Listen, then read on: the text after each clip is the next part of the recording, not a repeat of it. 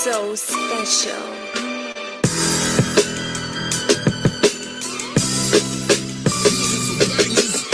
I'm telling y'all, in this faith, the only thing that you can do is try. You gotta apply these laws, statutes, and commandments with the faith of the Most High, Yahweh. I'm telling you, I tried. A mouth is hard to contain, the face to point the blame. I got a 9 iron, out of plug you, welcome to the range. Dry bones, hunger pains, pestilence and hurricanes. Niggas wanna entertain, the blind can't ascertain. The war's for your brain, wanna suit up, then come see me. Read John 8 and 32 and maybe we can be free. No hookups or freebies, Israelite rules on GP. Making the heathen flee, living the word is my destiny. I might get foul, throw the towel, where's the referee? Friends connect my Hennessy, you gassed off jealousy. Effeminate tendencies, love affair with enmity. These kites want our legacy and lied about equity. Rebel like the Maccabees, worldwide catastrophes. Pray when we face the east, the 7 crowns on the beast. Let my dogs up the leash, hit the word in the streets. I'm Mayweather with the word, all wins, no defeats. I try to stand tall from pillar to post, but I swear these things be doing the most. I try to keep it real when everything's fake. Never fold, never break, I be a stand-up Jake. I try to avoid these stumbling blocks like potholes and scanning you niggas like barcodes. I try to keep it real when everything's fake. Never fold, never break, I be a stand-up Jake. As good as it gets, the Lord said it best. Yours is delayed and mine is expressed. My spirit is vexed. Hit the left and Van Ness, keep the law for success. I heard the word about Kemet and I wasn't impressed. Nevertheless, I keep my sword sharp. You love playing in the dark. Greatest of the art. Harrison Fords get torn apart. Why you wanna start a game that you can't win? A bunch of jokers, charlatans, and Harley Quinns. Melanated skin, holding the upper hand. You rock around the motherland, gird with the bands. Do as the Lord commands, and it's like the sands. 144 grand is how we seal the deal. It's no swine with the meal, elected like you're ill. Israel, how it feels, time to break the spell. Shouts to UZL, from the depths of hell. I'm doing life for Christ and I don't need no bail. I try to stand tall from pillar to post, but I swear these things be doing the most. I try to keep it real when everything's fake. Never fold, never break, I be a stand-up Jake. I try to avoid these stumbling blocks like potholes and scanning you niggas like barcodes. I try to keep it real when everything's fake. Never fold, never break, I be a stand-up Jake.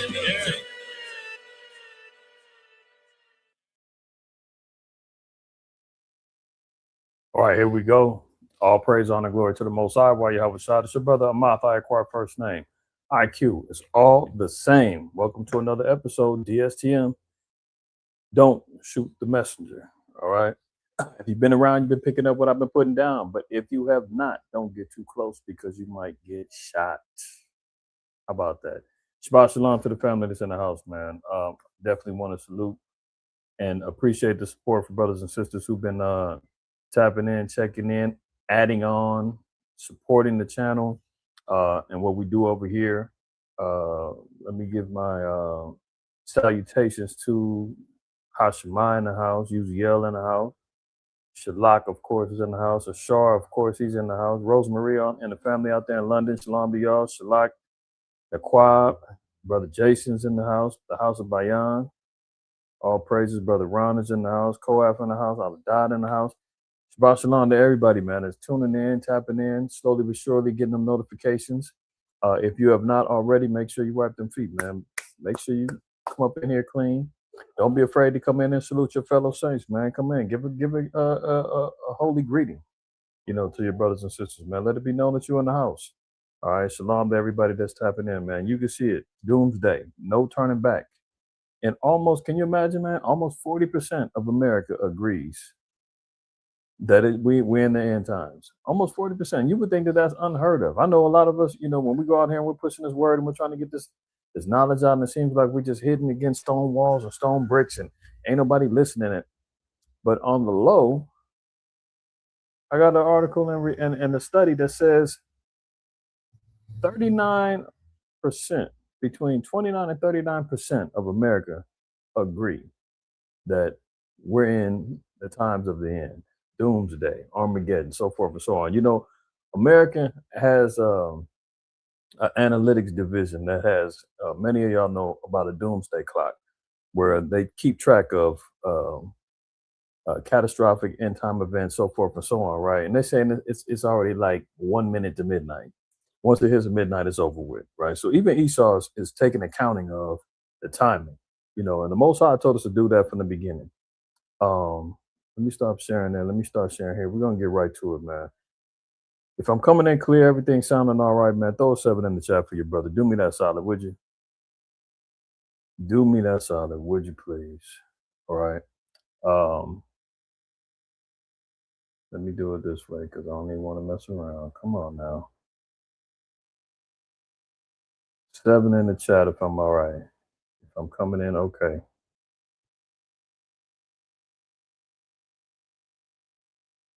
Where we at here?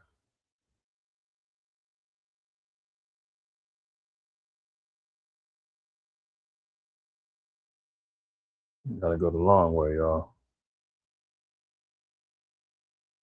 Good. Got some 7s up in there. All praises, right? So we've been understanding and knowing about the concept of time, not only from creation, but when the Most High told us to pay attention to time, it also was a relevance to his son's return and the judgment of the nations, the deliverance of his people, so forth and so on, right? We've gone over 2nd Ezra 9 a number of different times, but it's never enough. Because as we keep seeing things unfolding throughout the earth, it's constantly a reminder to let us know that the word of the Lord is true and that we have to constantly stick to it. Because guess what?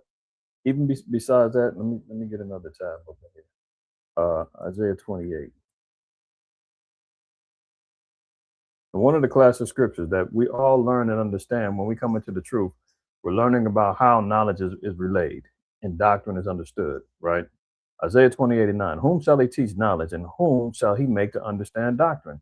Them that are weaned from the milk and drawn from the breast. So when you're weaned from the milk and drawn from the breast, that means that you're prepared to be raised up and matured, weaned from the milk and drawn from the breast, meaning that you're getting the nutrients that's necessary, the knowledge, the wisdom, the understanding, the discipline, the counsel, the might, the instilling of the fear of the Most High is in you. That's who's going to receive and be taught knowledge and understand that knowledge via doctrine. Okay. Verse 10, it says, for precept must be about precept, precept upon precept. A precept is an instruction, a precept is a command, a precept is also a statute, right?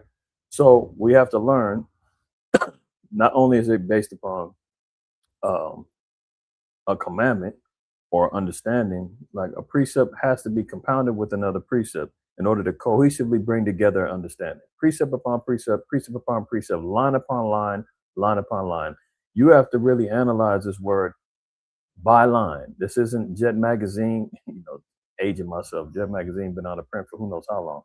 How about your favorite, gossip sites or whatever? Israel loves a little bit of tea, man. If you're on who's printing out stuff now? What is it? Gossip, Media Takeout, all these other, rumor mill sites and all that. You can't be reading these. You can't read the Bible the same way that you like reading your favorite vlogger or blogger. I mean, there's so many damn terms nowadays, man. It's hard to even keep up with this stuff. A vlogger is somebody who does video logs. A blogger is somebody who's writing. Okay, whatever. The Lord says you got to read this line upon line. It has to be analyzed, almost like you're looking under a microscope. Here a little and there a little. So you may have to read a little here in Isaiah, there a little bit more over in Jeremiah, and then you might have to bring it all together in Ezekiel. You might have to bring it all together in Revelation 12, whatever. But that's how it is. It's a puzzle. It's a mystery book. You can read it front to back, Genesis to Revelation, to get the history, the understanding, the context of the Bible, but to break down the knowledge that's what's in the book, to understand the doctrine that's what's in the book, there's instructions on how we're supposed to do that. You always hear them people, hey, I read the Bible 3 times, front to back when I was locked up. And then you come out and you say, well, what's your nationality? I mean, what did you get from it? Should we be keeping the commandments? No. Did you know that Christ was black? I read something like that, but I don't remember. It's like, because it wasn't read correctly. Verse 11 is important. For with stammering lips and another tongue. What's stammering? Stammering is like stuttering, right? And when you're stuttering, that means you're repeating. something over and over again until it becomes clear or until it comes out more fluent. So the fact that if we read Second Ezra, I don't care if we read it 200 times, there's always going to be an understanding that comes from it based upon whatever's going on in the moment, because the Most High said that this is what we're supposed to do. When he said measured out the time, that means you have to constantly be an observant, and then you go back and you compare and contrast. So stammering lips. So there will be a repetition of scripture reading. Sometimes our people get frustrated. We're in this microwave society where everything's just supposed to be handed to you on a silver platter, like baby birds sitting in the nest, and the mother bird comes out and she gets the worms and everything else, and they don't have to do anything but chirp and get the worms dropped in their mouth. And then when that doesn't happen, oh well, I got to go somewhere where I can just get it easy. That's why it's not that easy, for brothers who aspire to be teachers or leaders or what have you. I mean, you can't binge watch your favorite teachers on YouTube for 6 months and then go run out there on the streets with no experience, no understanding, no guidance, and then figure I got a camp, I'm out here and doing it. No. Or you can't get overly ambitious and say, well, I know that already. I've heard that scripture a million times. Why are they going over this again? I heard it because the Lord said with stammering lips and another tongue is he going to speak to his people. There's a method to the madness and how we receive this thing. So don't get frustrated. Don't get Second Ezra 9 again. You dang right, Second Ezra 9 again. Why? Because it's relevant to what's going on right now. And it's an instruction. You never throw off the instruction that the Most High gives you. The Most High tells you to do this. Hey, measure the time. That means it's got to be a consistent thing. You got to constantly be looking and watching the times, because if we're talking about doomsday and damn near 40% of America saying, yeah, we agree, then that should let us know that the Spirit of the Lord is moving on this place, that the Spirit and the awakening of the children of Israel is rising, and everybody can feel it. Despite the little knuckle dragging, belly slithering Jakes that was acting a fool over there at the spring break this year. I seen a report they was talking about STDs is up in Houston because, in our community, because, fornication is at an all-time high. People are just setting stupid goals of one-night stands, and, they're on the suicidal mission of I only live once, let's go all out. Riding along with the wave with these little Instagram and Facebook mob meetups and all this other stuff. Despite that, because remember, the Most High said 2/3 of his children got to go. Somebody's got to pay the dues. Somebody's got to be the one to take the fall. And unfortunately, the youth is out there really wilding out. From the YNs running around with pistols on them and shooting each other up every time they see them at the grocery store. At the liquor store or at the car dealership or wherever. These are all things that our people have to be awakened to.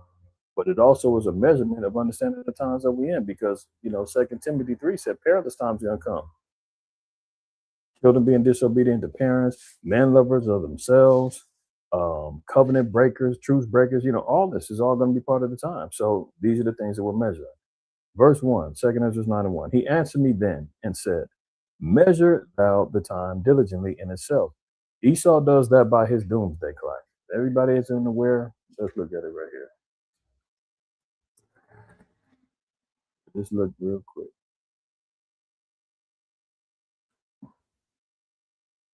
Now you see here, I'm sure everybody's seen. Oh, they restricted my access. Ain't that something?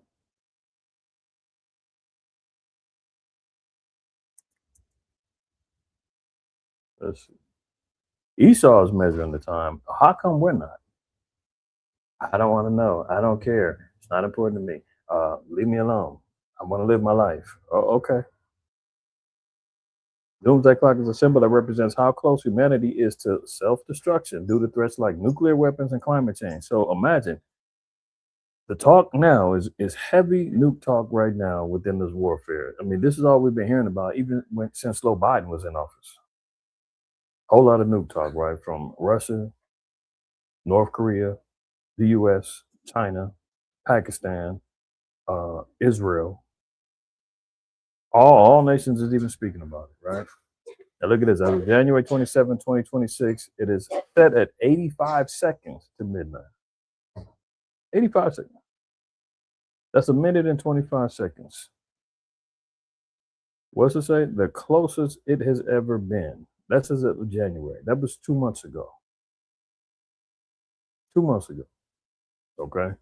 Now, if the Most High is telling us to measure the time, and Esau is saying, look, according to our calculations, a minute and 25 seconds is left. We're closer than we've ever been. And if you're in the spirit and you've been watching, you understand, and you're in cohesion with that understanding. And for once, you can agree with your enemy. You can say, yeah, you're right. We are close. The end of Esau and the beginning of Jacob's rule, yeah, we're very close to that. Now it says, and when thou seest parts of the signs pass, so when you're seeing part of the signs, the prophecies, the judgments and the things that's going on, he said, when you see part of these things, it ain't got to be everything. Part of the signs pass, which I have told thee before, then shalt thou understand that it is the very same time, wherein the highest will begin to visit the world which he made. So remember, even Yahweh told us that all these are the beginnings of sorrows, not necessarily the end times. I mean, the final curtain call or whatnot. We know that there's still much more to go. However, it said when part of these things start going on, then you know that the alarm, what do you call it? The stopwatch has been set. Now, what measurement of time that stopwatch is on, we don't know. Because remember, Yahweh Shai, Yahweh Shai even said, no man knows the time, not even him, nor the holy angels. So we don't know if it was set at 2 minutes and Esau saying it's a minute and 25 because that's what he's breaking under, just in relevant terms. But we know that stopwatch has been hit, and it's, your 60 minutes got that whole little clock ticking sound for that show. That's how the Most High is working in the spirit. It's on. And he said, then we'll understand. Because what's going to happen? The Most High is going to visit the world which he made. Therefore, when there shall see earthquakes and uproars of the people in the world, that's clear. We've seen that. Very much so over the last 5 years. More than it's ever been. Especially now. Right? Now, verse 4 said, then thou shalt well understand that the Most High spake of those things from the days that were before thee, even from the beginning. So we're talking about prophetic things that's going on.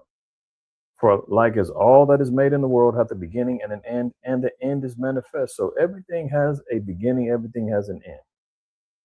And so we should know and understand that even dealing with Esau, as I said before in 2nd Ezra 6, Esau is the end of the world, Jacob is the beginning of it that followeth. Every kingdom has had its reign and rule, from Egypt, Assyria, Babylon, Persia, Medes, Greece, Rome, Great Britain, America. Yeah, America is almost at its end. All good things must come to an end, as they say. And they said that the end is now being made manifest. So when that's being understood and the people of the world is even seeing it, then what should us moving in the spirit and us in the discipline of the law, statutes, and commandments be understanding? Even so, the times also the highest have plain beginnings and wonder and powerful works and endings and effects and signs.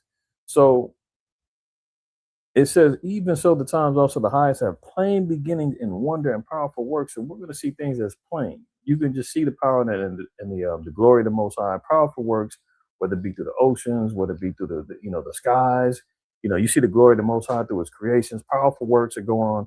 But it said in endings with effects and signs. These are going to be things that's going to be miraculous things that we're going to be seeing. You're going to see powerful things happening. Judgment's going to be happening. Prophecies being unfolded. Mirroring what the scriptures say.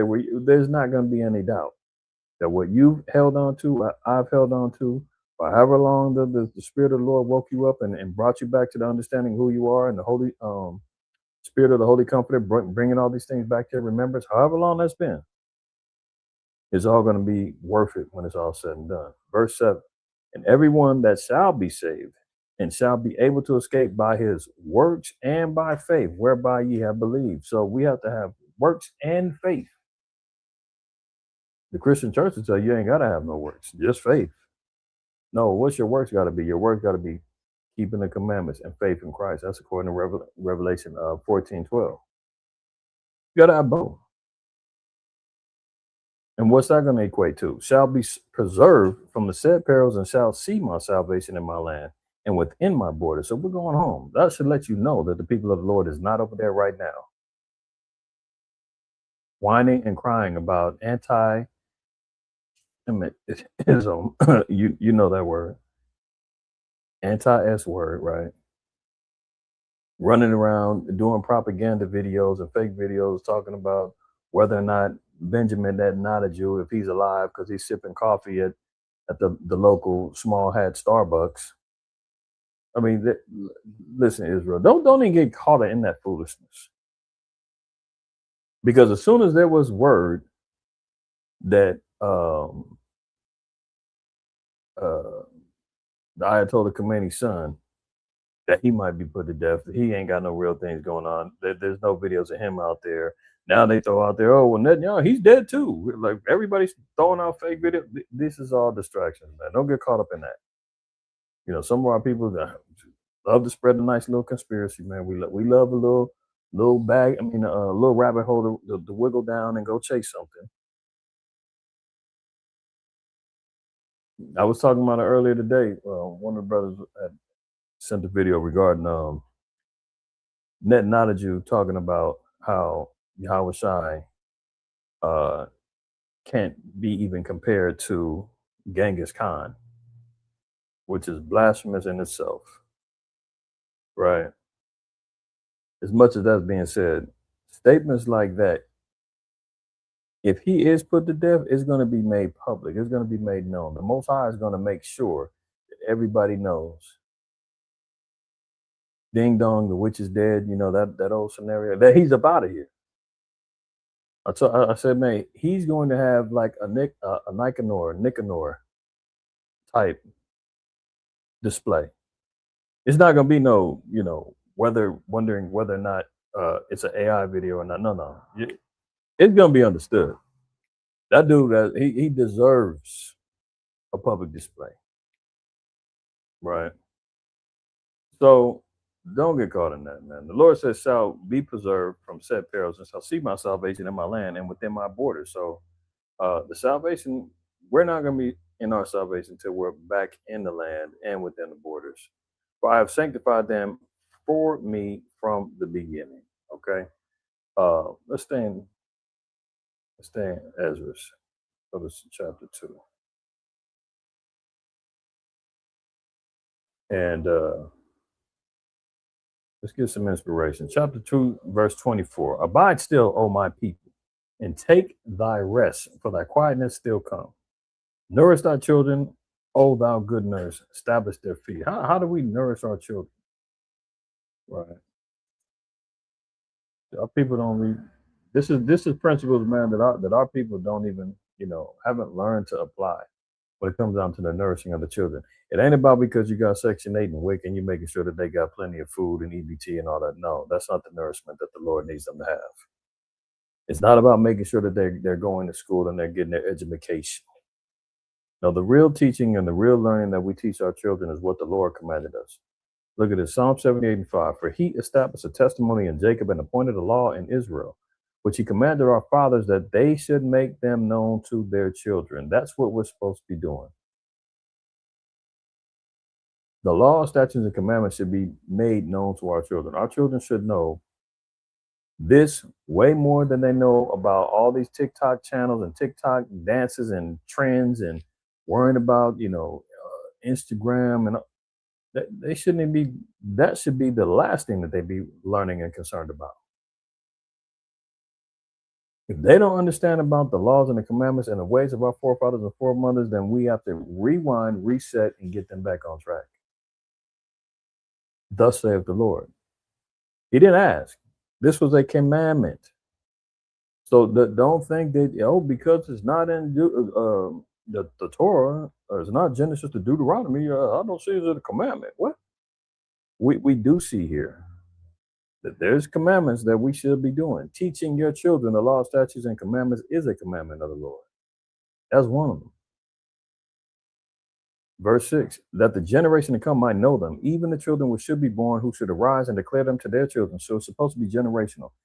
People want to talk about generational curses and how do we break those things? You start with educating. You start with teaching them the righteousness of the Most High. You start with the laws and the commandments, giving the sisters and giving our daughters self-respect, dignity, chasteness, virtue, giving them humility. The men, teaching them about humility, brotherhood, strength, honor, defending of your nation, right? Learning so that you can teach the next man, being an example to the flock and for your brother, your sister. These are all things that become generational, and once it becomes generational, it becomes second nature, and now it's all part of our spiritual makeup now. And you have a whole new redefined nation and household. Because once we do that, what's verse 7 say? That they might set their hope in the Most High and not forget the works of the Most High, but keep His commandments. That's one thing that our people have always done. We love to have selective memory. We forget about the commandments of the Most High. What happened once we came up out of Egypt, man? How long was it before we started murmuring, complaining, damn near revolting against Aaron and Moses, questioning their leadership, before the Most High had to start making examples and putting them to death? I mean, our people just went through seeing 10 plagues. We're getting ready to talk about it and part of it in Passover in the next week and some change. How our people went through all of this and still came out, forgot about the miracles and the deliverance of the Most High, the destruction of the firstborn, man. A lot of the enemies got put to death trying to follow us. The Most High preserving us, cloud by day, fire by night, leading us through the wilderness, preserving us and taking care of us while we're out there being nomads, and we still have reason to complain and forget. I tell you, man, our people, we are not worthy of the salvation that's been promised to us, man. As spoiled and hard-headed and stiff-necked as we are, the Most High said, man, but those are my kids. I chose them. I anointed them. I know they stubborn, they hard-headed, rebellious, but they're mine. And I'm going to take the good ones and the bad ones, I'm going to deal with them. Verse 8, it might not be as their fathers, a stubborn and rebellious generation, a generation that said not their heart aright and whose spirit was not steadfast in the Most High. That's not what we want. We want to get back, reset, get our people steadfast in the spirit of the Most High, right? So now let's go back. 2 Ezra chapter 2, verse 25. Nourish thy children, O thou good nurse, establish their feet. As for the servants whom I have given thee, who's that? Oh, Isaiah 14? Oh, okay. There shall not one of them perish. Yeah, because they're going to need to serve. So, the question of Gentile salvation, all that, yeah, they're going to be saved for a purpose, for sure. I got no problem with that. Most High said they can't all be destroyed. We're not going to rebuild the walls.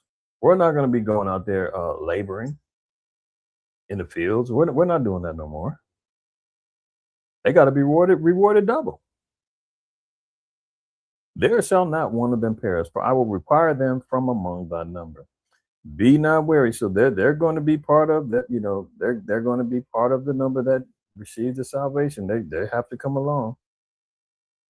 Be not weary, for when the day of trouble and heaviness cometh, others shall weep and be sorrowful, but thou shalt be merry and have abundance. See, that's the psychological and the spiritual mind frame that we got to get into.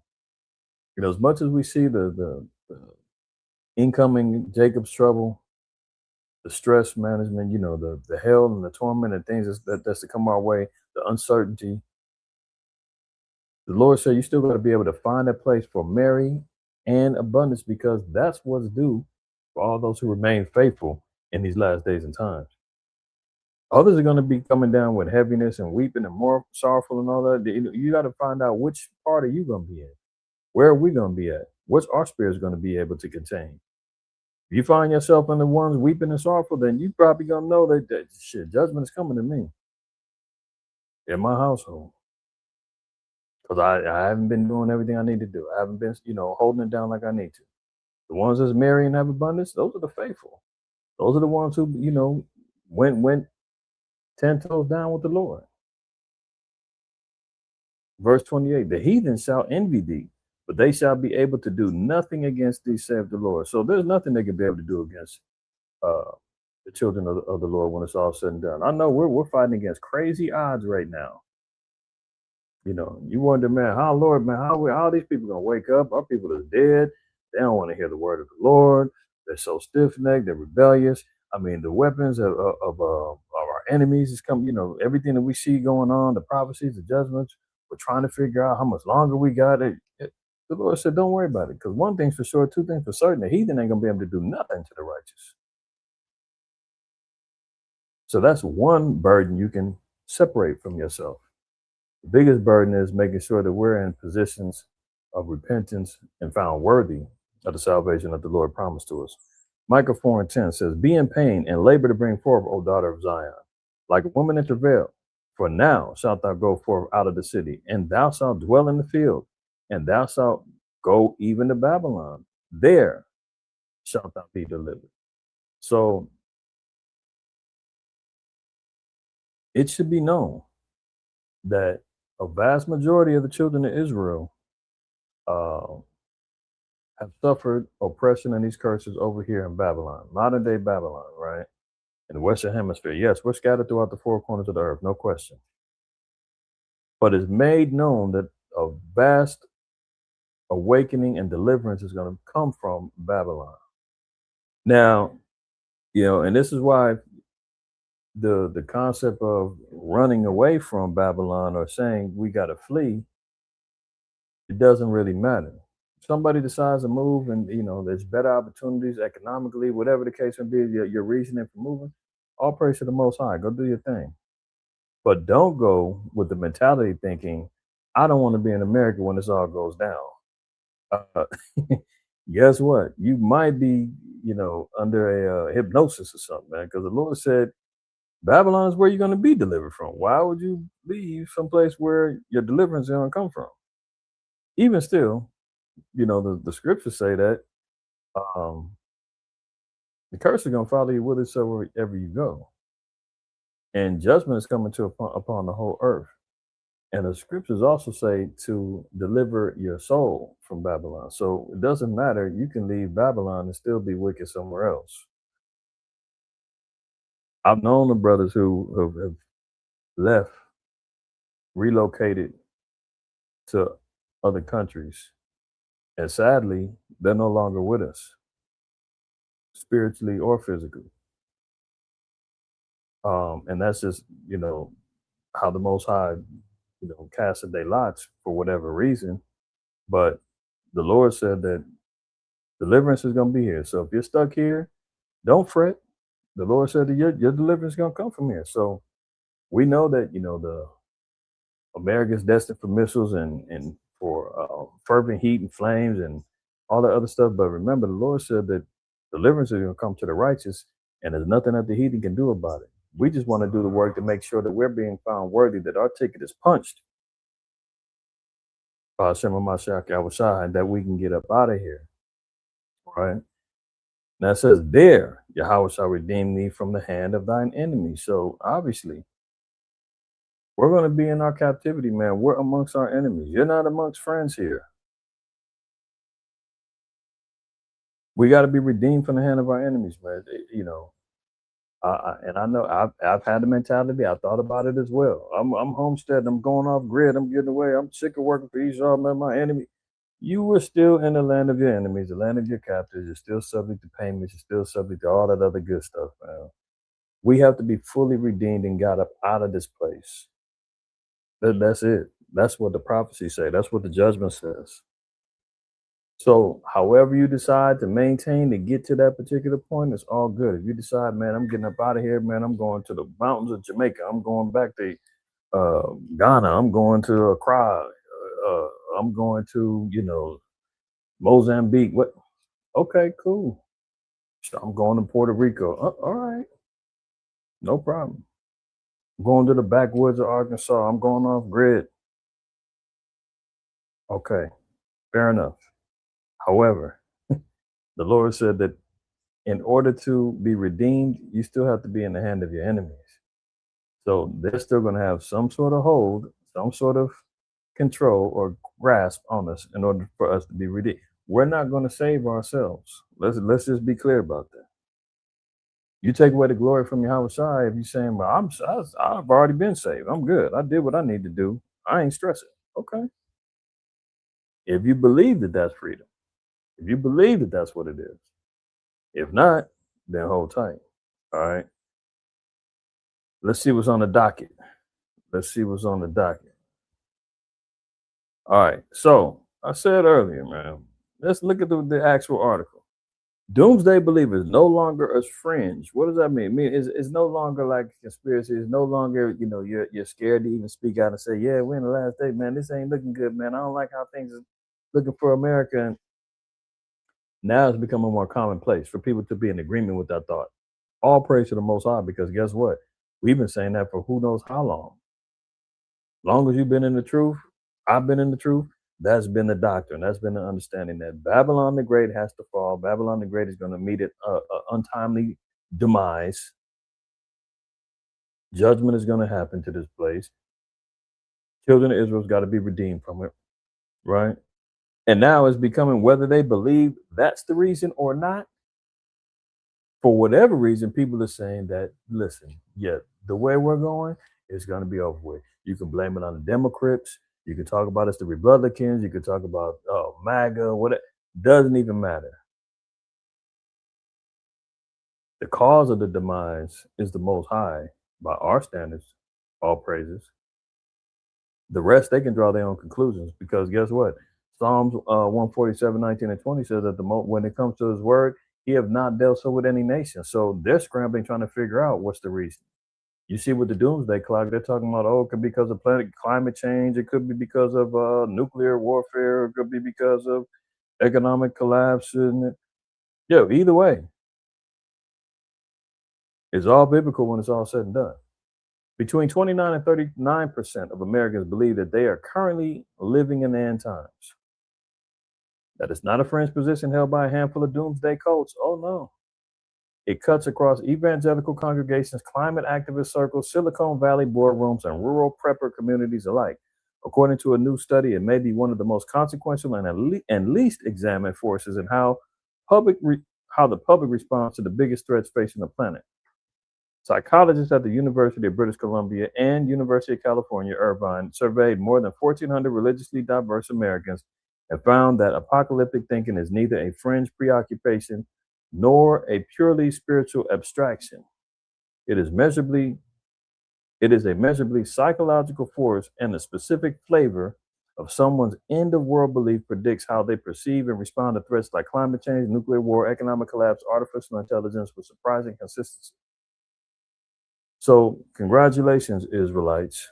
You're no longer considered a crazy cult. The mainstream thought processes of people are now looking our way, saying, "Oh yeah, those guys aren't as crazy as we thought." Oh yeah, all that talk about, those guys, end time guys talking on the crazy corners, looking like Power Rangers and genies and pirates and all that. Yeah, those guys are crazy. You go watch them in Times Square. Go watch them in Hollywood. Go watch them at Venice Beach. They're a great sideshow. They're hilarious. And now it's, those guys actually are the people. Oh yeah, those guys actually are onto something. Yeah, I think we might want to listen. Oh yeah. Okay, so those numbers, best believe, they're going to continue climbing as we see more judgment and more faltering through the system of America. The spirit of America is already broken. I mean, everybody can kind of see that already. The spirit of America is broken. Confidence in America is broken. The nations are now looking at America like a joke. Ain't nobody really tripping off of the threats of America. Trump is trying to stick his chest out as much as he can, trying to ignite the pride of America still, but it's not working. It's not working. Okay. Look at this. Exclusive. U.S. waives military reinforcements as Iran war enters a possible new phase. Remember when this started? What was it? January 28th or, early February? And JD Vance says, this is going to be really quick. Don't worry. It's not going to be some long drawn out war. They said there was going to be no boots on the ground. They were going to stick with drone warfare, missiles, bombs. Nobody's got to get their hands dirty. Now all of a sudden that's completely changed. Last week we've seen the deployment of 5,000 Marines getting sent out. I forgot, it was either 82nd and 92nd Airborne from the Air Force. They got sent out and deployed. Now they're heightening awareness of ground troops being there. We what was it, last week? Had an article that Iran had hit up a couple of British soldiers that was on the ground. I think they was in Cyprus, right? So troops was already on the ground, man. They're out here lying, covering up, saying, "Oh no, we're thinking about it." The deployments is already being done, man. President Donald Trump's administration is considering deploying thousands of U.S. troops to reinforce its operation in the Middle East as the U.S. military prepares for possible next steps. I thought it was almost over with. He's jumped out a couple times saying, "Yeah, didn't he just say that 2 weeks ago?" Yeah, it's pretty much over. We've done everything that we need to do. We're going to slow down now. We killed all their leadership. We destroyed all their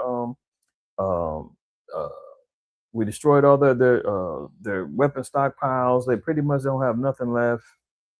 He said that a couple weeks ago. What he's doing is this dude is slick.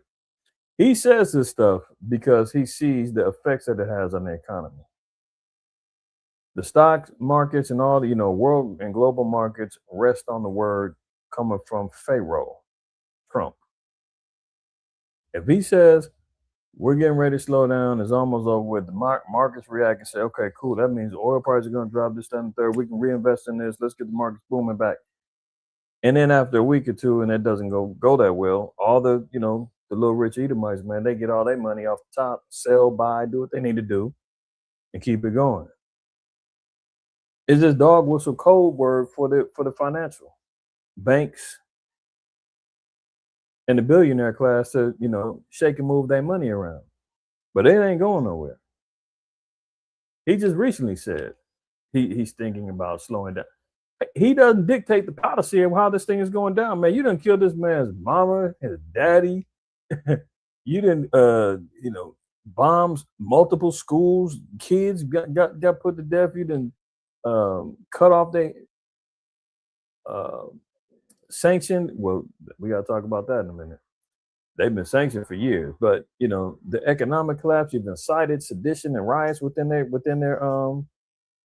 country, and you think just because you say, "Okay, I'm done," they're going to be like, "Oh, okay, good. Damn, I'm glad you stopped bombing us. I'm glad you raised up off of us. Have a nice day. It was good seeing you guys again. Come back and visit anytime." You think that's just going to end it that way?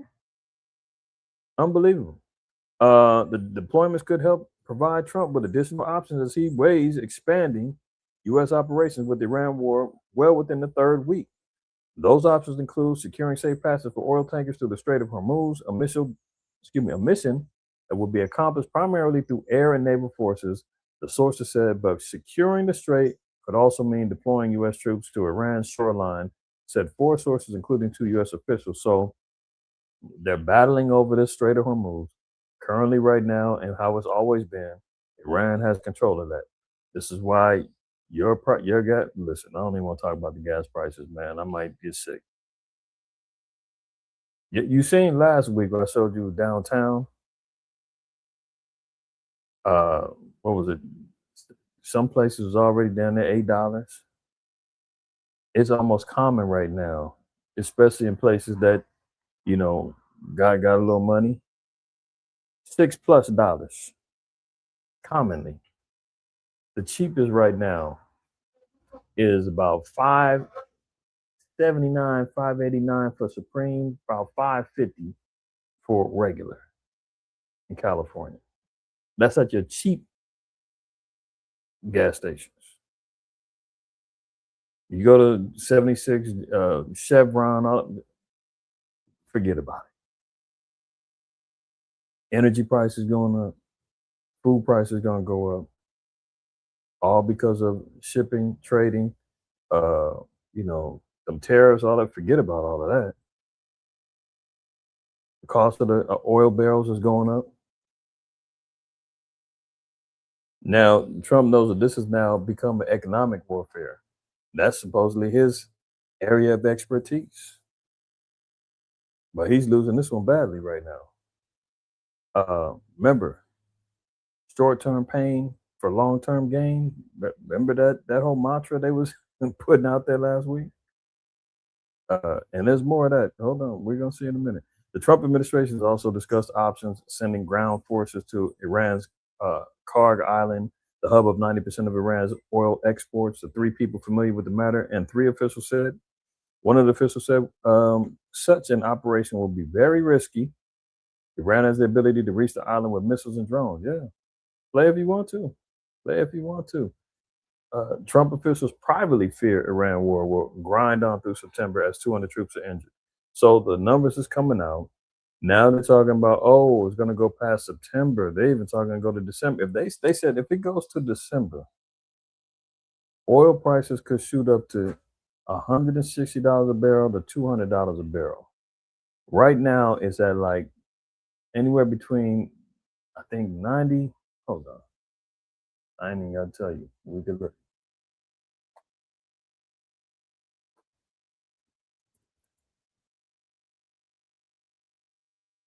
What's it per barrel right now? Let's see. Crude oil. So you're at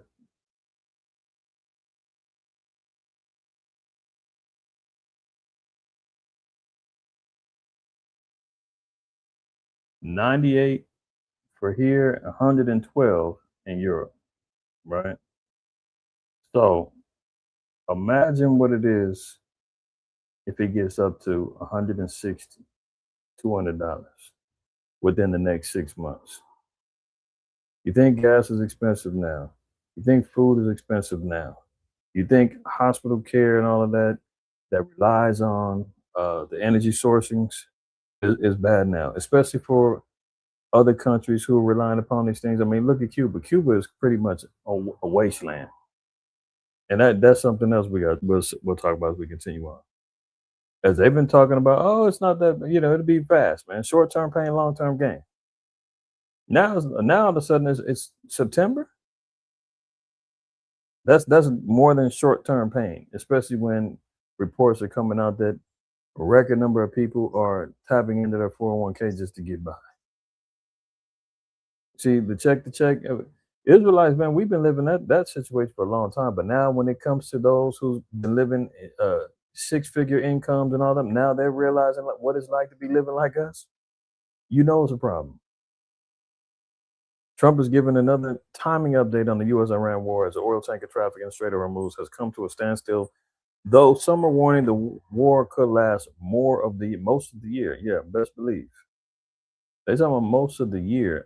How about years? That's what they keep talking about. Oh, there's no forever war. But meanwhile, Pete Hegseth and Trump are running around talking about Trump saying, I won't get bored of this. We've got endless weapons. This can go on for as long as we need to. They ain't talking about that quick talk no more. Now it's talking about how long, who can last the longest. Iran's supreme leader says the U.S. and Israel must be brought to their knees and accept defeat before any peace deal can be agreed. So it doesn't sound like they're willing to concede at all, unless it's through the U.S. and Israel bowing down and saying, "You're our new master. You won, and we accept defeat." Do you think America, in its pride in Israel, is in particular, the small hat GMO astroturf fakes over there, you think they're going to bow down and say, okay, we're going to finally bow down and submit ourselves to Islam? We're going to bow down to our mortal enemy. You think they're going to do that? You think America's going to finally say, you know what, we finally took an L? Even though they've had questionable L's from Afghanistan to, Vietnam, etc. People, many people say that if America didn't lose, they got their butts whooped. In comparison to the military strategy and the technology and the weapons that their opponents had, That's not one to glory about, either one. But here we see. So with America's history, and the small has history, they're not gonna bow down. So does that mean that this thing is gonna continue on past September? You damn right. Unless somebody does something extreme. And you know what the extremes are. The small hats call it the Samson option. America calls it another day at the office. That is what the word NUKE comes into play. That's the only way that they're going to listen. Nobody's going to bow down. Nobody's going to concede. So let's stop even talking about. Oh, this will be over soon. Don't worry. Trump's top counterintelligence official quits in protest over Iran, and he issues a blistering statement claiming Israel dragged U.S. into the war. Tell us something we don't know. Joseph Kent, he decides to come out and come clean. The spy boss quits. Counterintelligence official, right? This shows you the fracturing of America, man. How many people have quit on Trump since he's been in office? How many people has he fired? He just fired Kristi Noem, the head of ICE. Joseph Kent, this guy's the head of counterintelligence. He gets out the game. Elon Musk, he left. There's been constant firing, people quitting. This thing is they're a mess over there, man. The MAGA hats, man, they're all splintered and jacked up.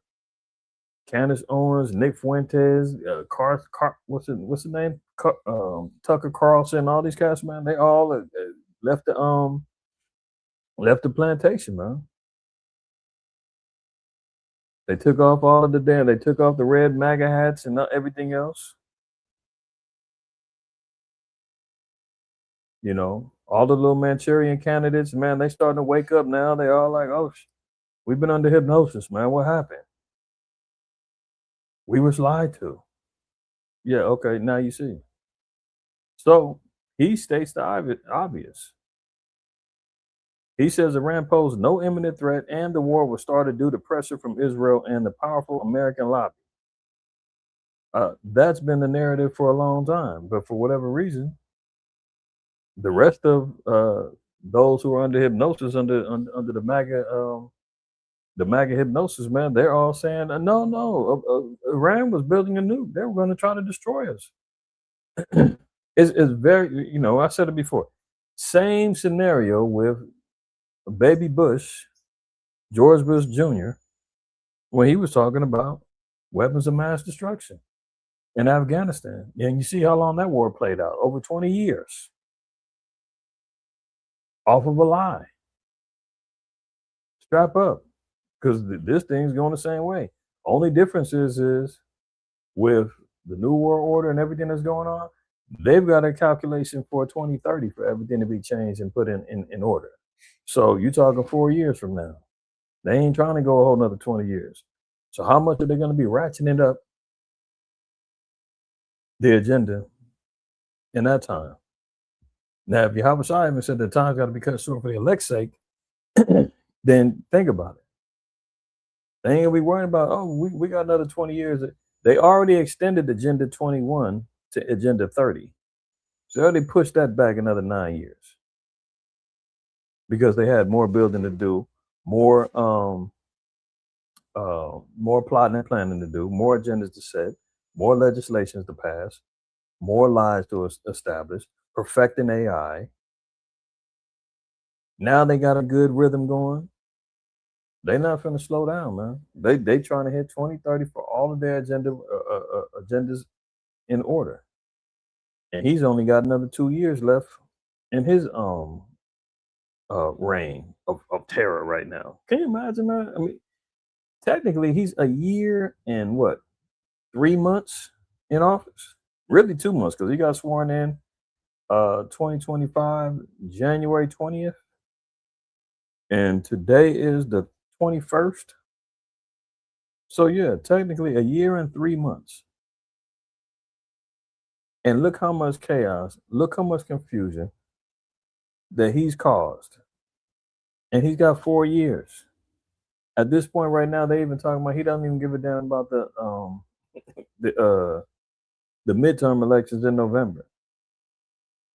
He's already trying to lock that down with voter registration laws and already, throwing out there, they stole it from me in 2020. I'm changing the laws about voting so I don't lose again. So he's already looking at trying to rig that up in November. Who knows at what stage this war is going to go down, where he might have to crack down on some executive order and say, look, voting is out. We ain't got time to vote right now. We're in the middle of a war, man. We're getting our butts handed to us. We're not voting on nothing. We're postponing the vote. Who knows, man? Everything is on the table for these guys, man. If they're willing to hide, conceal, and redact them Epstein files to cover up their wickedness and their evils, man, they're willing to do anything. Let's continue.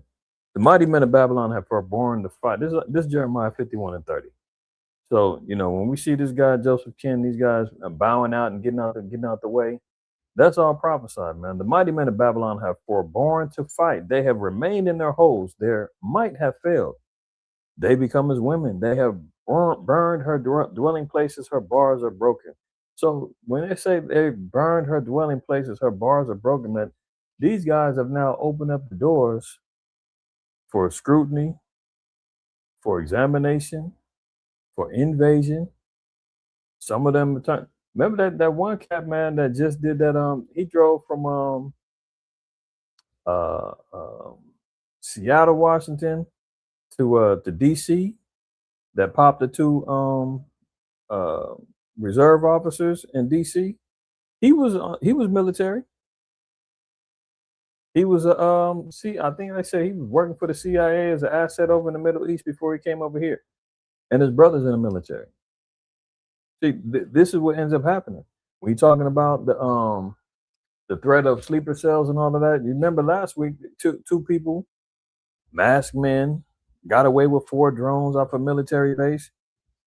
You saw the one, the retired Marine that got roughed up in the courthouse, saying I'm not going to die for Israel and all that, and they broke his arm. Yeah, they're burning down the dwelling places and the bars are being broken, man. They're opening up the stages for America to be invaded and get destroyed. And they're forbearing the fight. They're saying, man, this ain't our fight. How many of our people is out here saying, I mean, not our people, but how many people in America saying this ain't our fight? Why are we even doing this? Ex-militaries out there on the streets, man, protesting against ICE. They're jumping out there, telling them that they've broken their oaths and who are these guys? Like this is all what's happening right now within Babylon, man. Complete division, complete destruction, complete confusion, and we're seeing them forbearing the fight, turning their back on the military now. Now look at this. WHO officials admit they're preparing for possible nuclear weapon use in Iran. Now, the WHO, the World Health Organization, is saying, what inside information are they getting for them to start saying we got to prepare for possible, nukes being used over there, man? We're getting where we're hearing what could possibly go down, and we got to start even thinking on those terms. Years ago, they wouldn't have been thinking about this. Nobody was talking about nukes being used in the Afghan war. I don't remember them talking about it during Desert Storm. I don't remember them talking about it in, any other of these particular military operations. It's more heavily now. If they were talking about it back then, I don't recall. But I know it's more heavy now. It's more publicized now. Officials at the World Health Organization have admitted that they are preparing for a worst-case scenario, nuclear threat, if the U.S.-Israeli war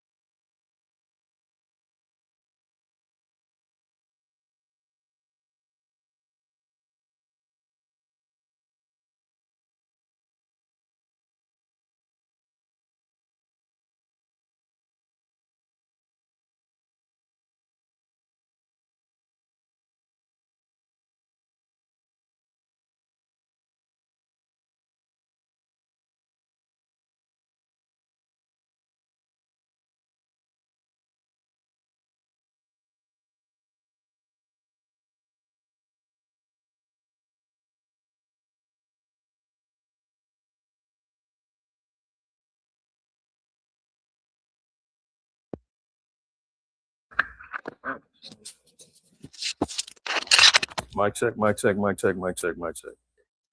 Y'all can hear me? Throw a 7 in the chat for me. Let me know.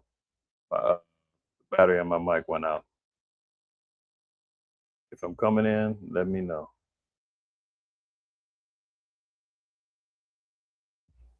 All right, it's better now. I got 1 7, couple 7s in the house. All right. Cool. All right, all praises. Yeah, the other little remote mic I had went out. Yeah, I don't know what happens when I share my screen, y'all. My main screen freezes. It is what it is. Don't look at me. Look at the article. look at the screen. All right, let's get back. Salaki. We'll get back to it.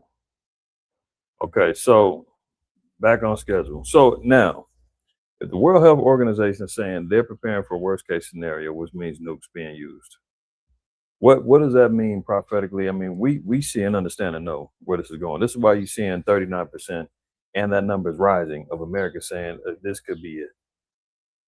Hanan Balki, WHO Regional Director for the Eastern Mediterranean, said that the staff remain, quote, vigilant for a nuclear incident following President Trump's decision to bomb Iran in the joint campaign with Israel. The worst case scenario is a nuclear incident, and that's something that worries us the most. As much as we prepare, there's nothing that can prevent the harm that will come the region's way and globally if this eventually happens, and the consequences are going to last for decades. Yeah. But notice what he said. He said, there's nothing they can do about it. Well, that's a fact. That's Most High said that.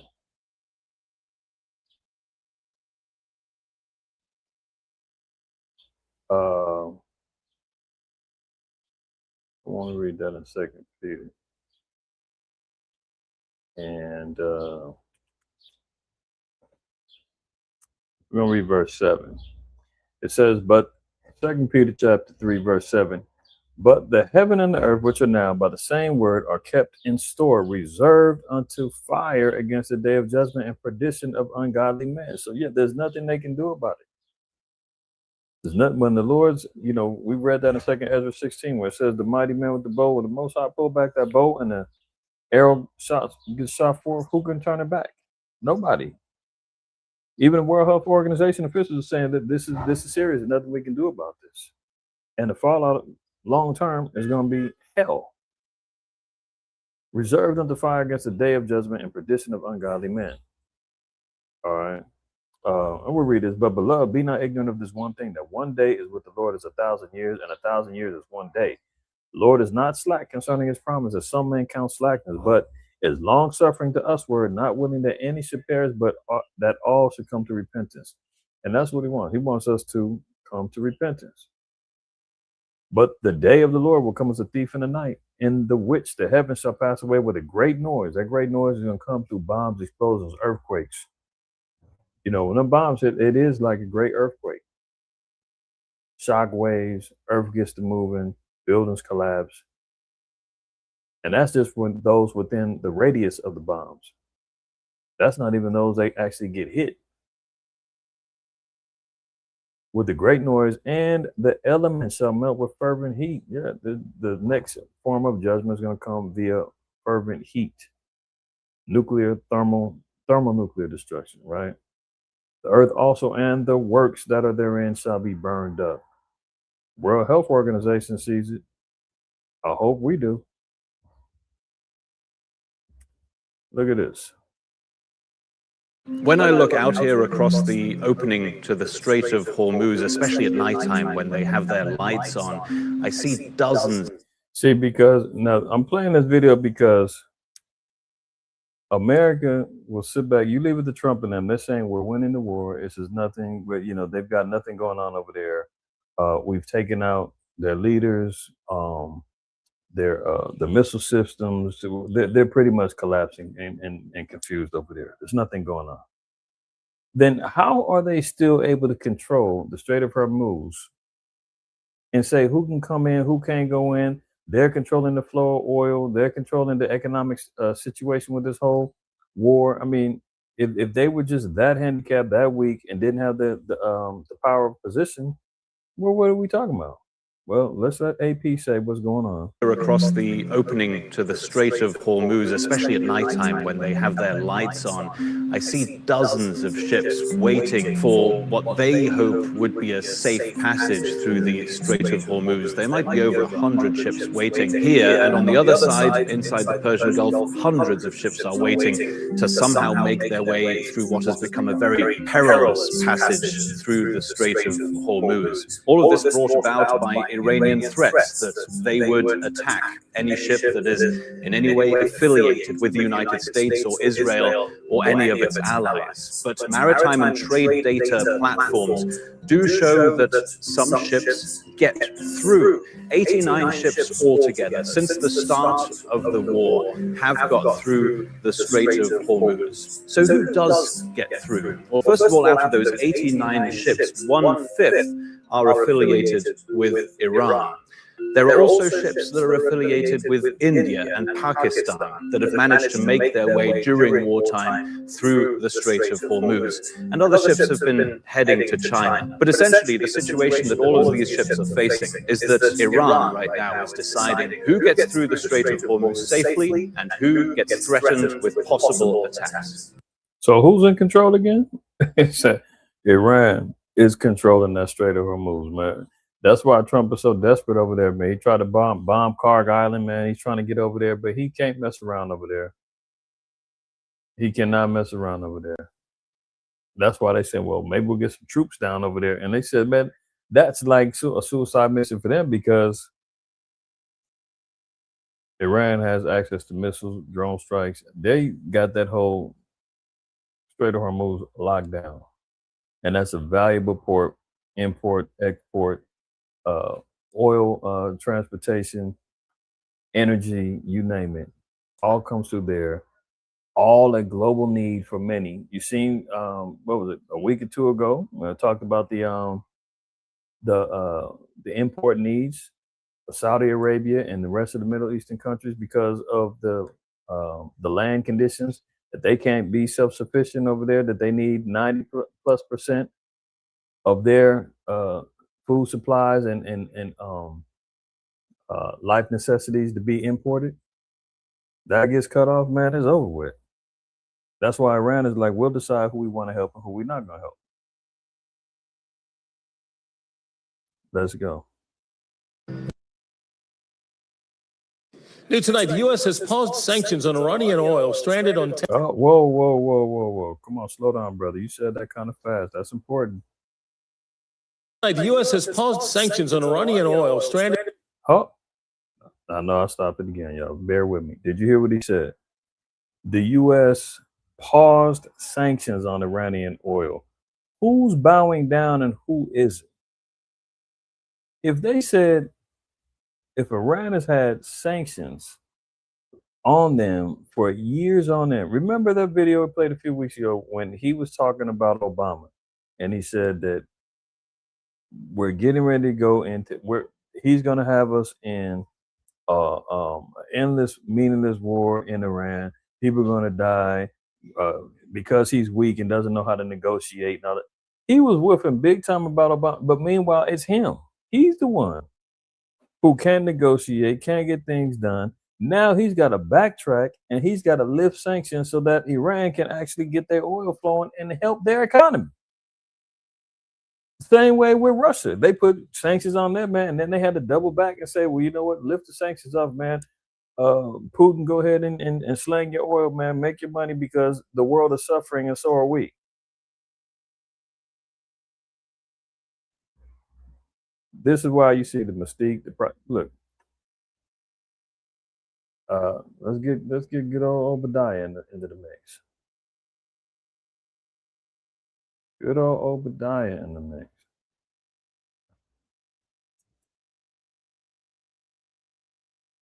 The vision of Obadiah, verse 1, thus saith Yahweh the power, concerning Edom.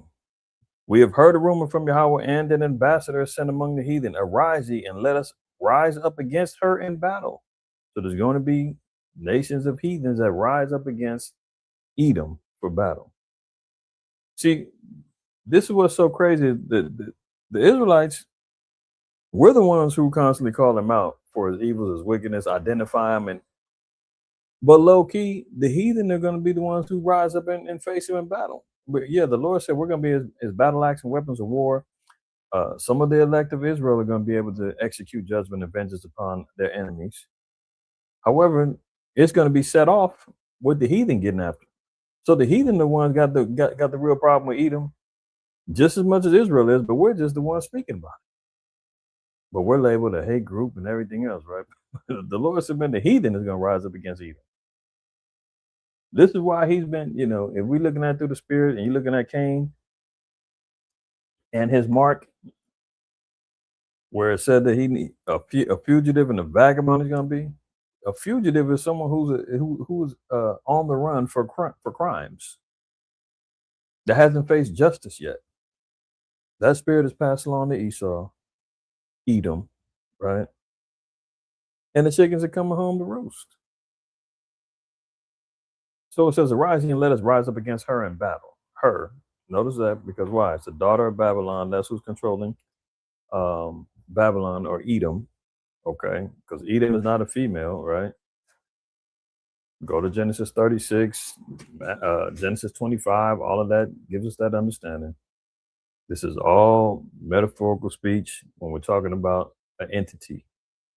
The mother of harlots, Revelation 17, it's all being ran by Edom. All that lines up, right? Behold, I have made thee small among the heathen, thou art greatly despised. Yeah, because even though they're amongst the heathen, they are a heathen nation as well. They are the most despised. They're the ones that's the lowly of all the rest of the nations. The pride of thy heart have deceived thee.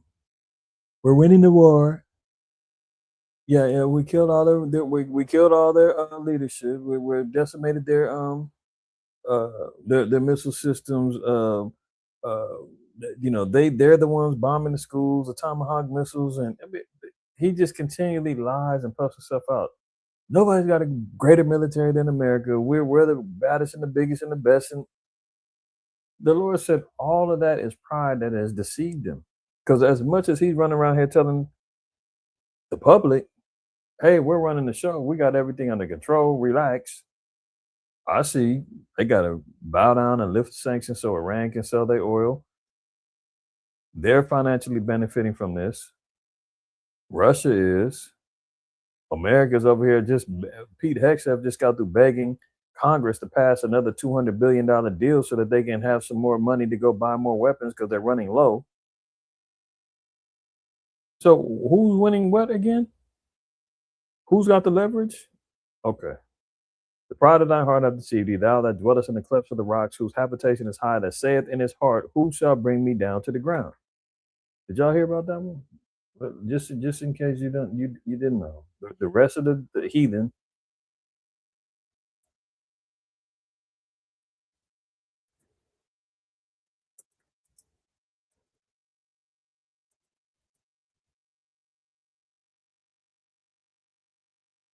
Okay, just real quick. Hegg says, I popping $200 billion ask for Iran war sparks outcry from Democrats.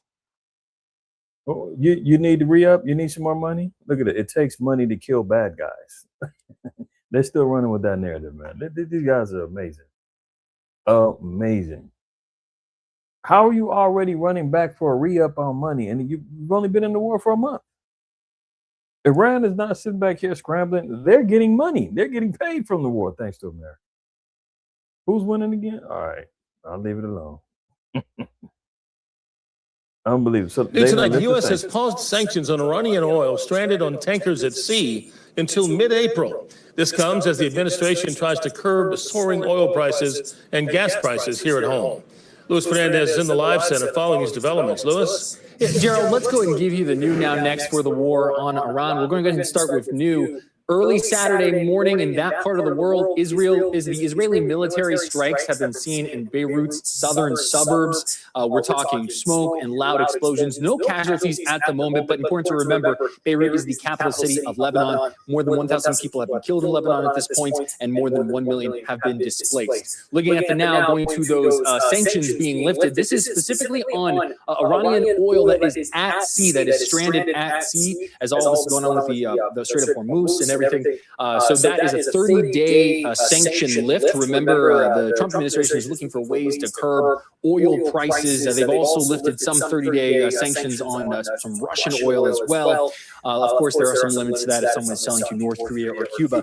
And finally, a note from CEO of United Airlines, Scott Kirby. He says that he is preparing for oil to reach $175 a barrel. That is a worst case scenario. Did you hear that? 175 per barrel, worst case scenario. And we're already struggling right now. Let me change this up because I don't even want my picture on here as far as me being frozen. So y'all can just look at the whole thing. $175 a barrel. He said that's worst case scenario. And we're struggling right now. Some Russian oil as well. We're struggling right now at $98, $100. Buckle up. Pray, fast, stay in the spirit because the ride's gonna get rough, y'all. Of course, there are some limits to that if someone is selling to North Korea or Cuba. And finally, a note from CEO of United Airlines, Scott Kirby. He says that he is preparing for oil to reach $175 a barrel. That is a worst case scenario. He mentioned in a message to employees on Friday, they are also preparing for oil not to return to $100 a barrel or less until the end of next year. End of next year. So that should let you know that even if nothing changes, I'm saying the increase of oil price per barrel oil price, they're saying it won't get back under $100 until next year. So it's going to be like this for a while. Multiple waves of unauthorized drones recently spotted over strategic U.S. Air Force base. So, the threat of the drones, they've been talking about a West Coast, FBI putting out West Coast authorities saying that it could be a drone attack on the West Coast now. I'm not putting too much into that, but it's there. Why not report on it? A drone sighting that temporarily raised alarms at one of the United States Air Force's largest and most strategic airfields earlier this month was more extensive and potentially more dangerous than the first reported, according to a confidential internal briefing document viewed by ABC News. So the rise of drone warfare. Probably the next time I teach, man, I'm gonna look at.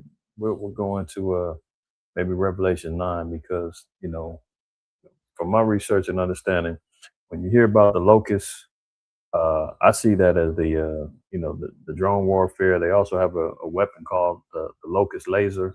So there's a lot of different things that I want to focus in on. So I'm gonna touch on that maybe, Lord willing, in the future because it's all relevant to what's going on right now. But yeah, when you hear about the locusts and the drone warfare and all of that's the way modern warfare is getting played out right now. All right. Look at it. Donald Trump warns NATO faces very bad future if allies fail to help the U.S. and Iran. Well, he found out the hard way, man. He's asking them to help them in the Strait of Hormuz. He's asking his NATO allies, hey, we need help over here. And they're like, man, look, you started this. Now that you went too deep, you asking for help. This is how bad it is. I mean, if you just look at the terms, the U.S. and Israel jumped Iran solo, 2 against 1. Iran, you're putting out there, Iran's getting beat, Iran's this, Iran getting whipped up, the leadership's dead, we're doing this, that. But meanwhile, you're going back, you're telling Iran, here, give me a break. Let's pause for a minute. While you're at it, we'll lift the sanctions on your oil so you can make some money. Putin came out and told them, threatened the oil supplies going to Europe and everything. He told, hey, Vladdy, baby, calm down. All right, listen, we'll lift the sanctions for you too. Just don't sell it to North Korea, don't sell it to Cuba. Get your money. Doesn't sound like somebody who's winning with an advantage. Then, after that, he goes and begs for more help from NATO and says, y'all join in and help. Don't just stand there and watch. Does that sound like somebody who's actually winning? How are you jumping Iran and then you asking for more help?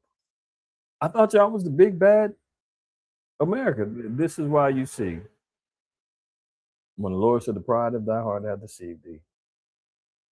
Clip that. Donald Trump warns NATO faces very bad future if allies fail to help. So he still has the pride and the arrogancy to threaten NATO. And you found out NATO said, man, get up out of here, man. That's not our war. You started this, finish it then. Don't ask us to help you in this. Now, look what his response was.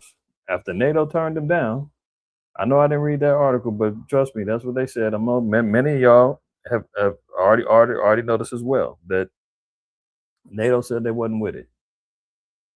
Now, look here. He says, because of the fact that we have had such military success, there he goes lying. We no longer, quote, need or desire the NATO countries' assistance. Now, since when?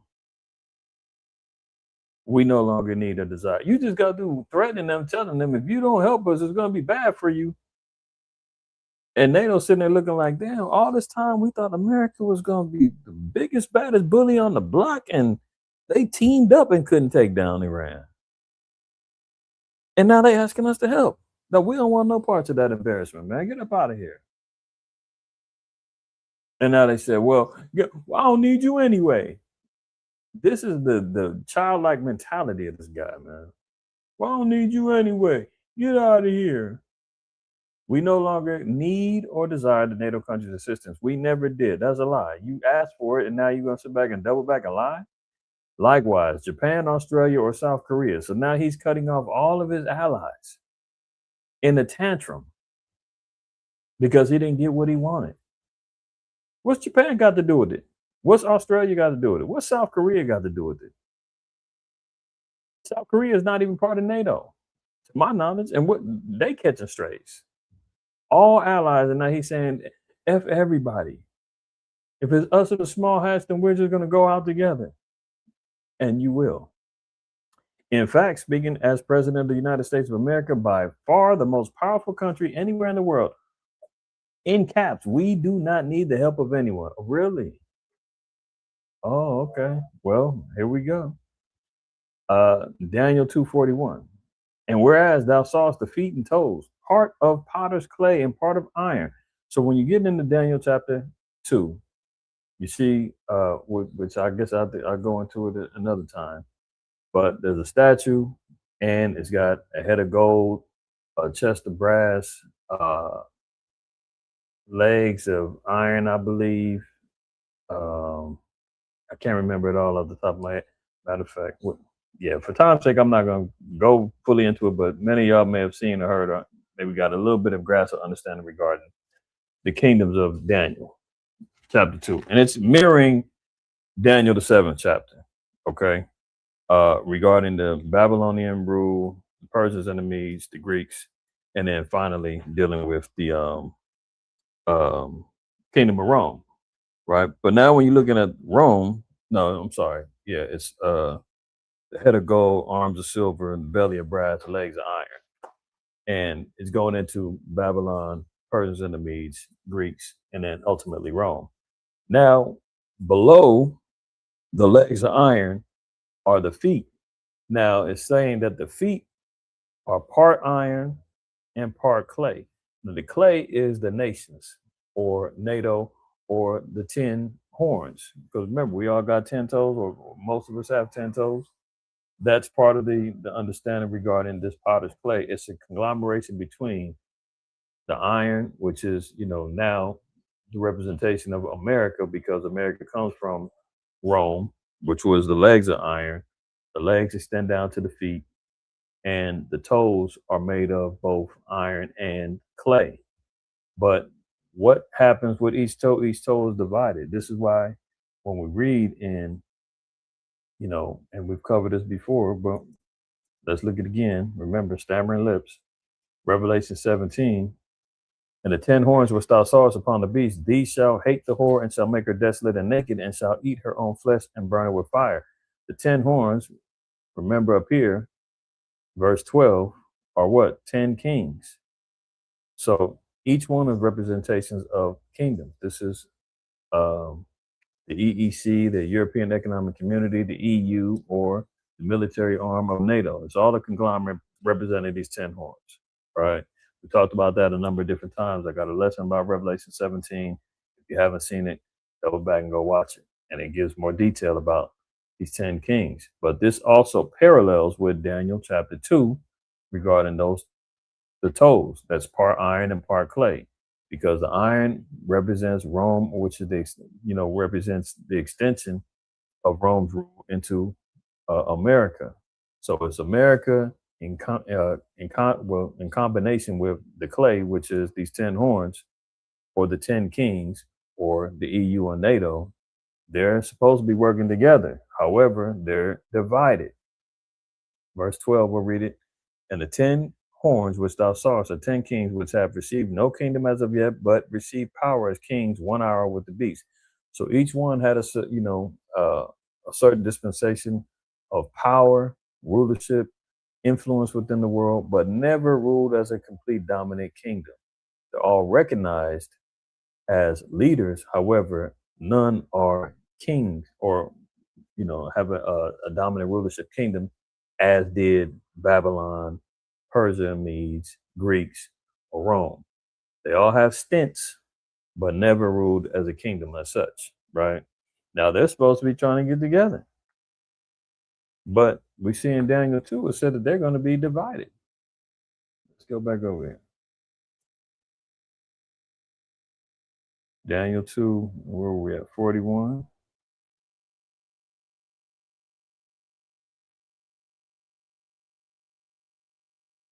Okay, so verse 41, it says, whereas thou sawest the feet and toes, part of potter's clay and part of iron, right? The kingdom shall be divided, but there shall be in it of the strength of the iron, for as much as thou sawest the iron mixed with the miry clay. So when you see this, the kingdom's going to be divided. Why? Because we're seeing right now, they're turning their back, just like when we read in, let's get back over there, Obadiah. Shucks.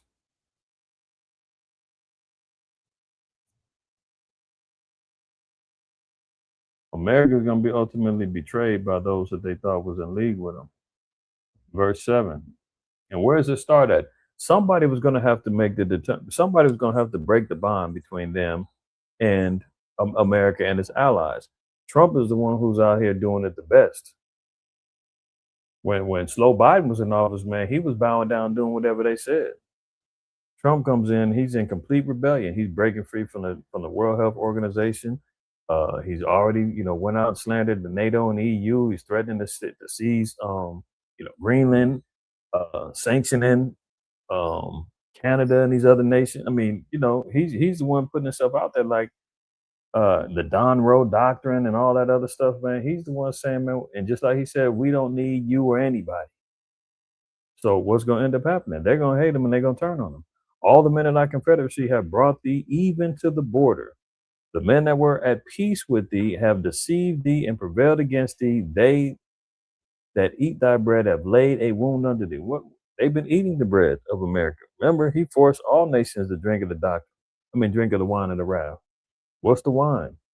The philosophies, the doctrines, the idolatry, the democracy, the fornication, the all manners of evil and wickedness that proceeds out of this place. They all drunken and said, this is pretty good. Maybe this is how we'll run our kingdoms. So they ate the bread. They received the understanding. They received the doctrine. They received the money. They received the wealth. But they laid a wound under it. Sabotage. Turn it back on them. Right? And it says there's none understanding in them. So when we see him running around saying all of this, this is all prophecy of this coming to pass. That they're going to be divided because they can't, militarily, they got the strength of iron. Yeah, NATO's got 30 plus countries, many, well, I ain't gonna say many, but, a vast, the top, whatever. I know you've got Israel got nukes, America's got nukes, France, I believe the UK. There's a number of different NATO partners that got nukes. They've got the military strength. If you're dealing with a global partnership, they run it. You got well over 30 countries, man, in cahoots together through all the particular articles of agreements, covenants that they got. They've got the strength of the military might and the technology. For as much as thou sawest iron mixed with miry clay. But however, let's go over here and we'll read verse 42. What ends up happening? And as the toes of the feet were part iron and part of clay, so the kingdom shall be partly strong and partly broken. So they're partly strong in one area. You know, they've got the technology, they got the military, they got all of that, but they're partly broken because why? They can't agree. They can't come together on the democracy, the politics, the pride, the arrogancy that comes along with it. They can't do it. And we see this man is running around here making sure that this prophecy stays solid. All right. So I'm gonna get back over here just for time's sake, because I got a few more things we got to cover. But this, if you understand, is showing the divide that's going on. And even with Christ, when he said, man, if a kingdom be divided against itself, can't stand. This is all Edom's kingdom. This all goes back to Obadiah. And they're all divided. So even all those that he had weaned on the breast of the mother of harlots and all of it, they're all yanking away, spitting out that milk, saying, we don't want no more of this crap. And she's slapping them up, saying, well, I don't need you anyway. Get out. Leave. Look, Trump faces a coalition of the unwilling on Iran. Trump spent his first year back in power disparaging U.S. allies. Now he wants them to help America in the Iran war, and they are none too enthusiastic. Yeah. So they're not with it. From terrorists and insults, threatening to invade Greenland, Trump has rarely missed an opportunity in recent months to criticize America's partners. Yet now the 79-year-old Republican has said he expects the same allies to help reopen the Strait of Hormuz, the oil traffic, and react angrily when they rebuffed him.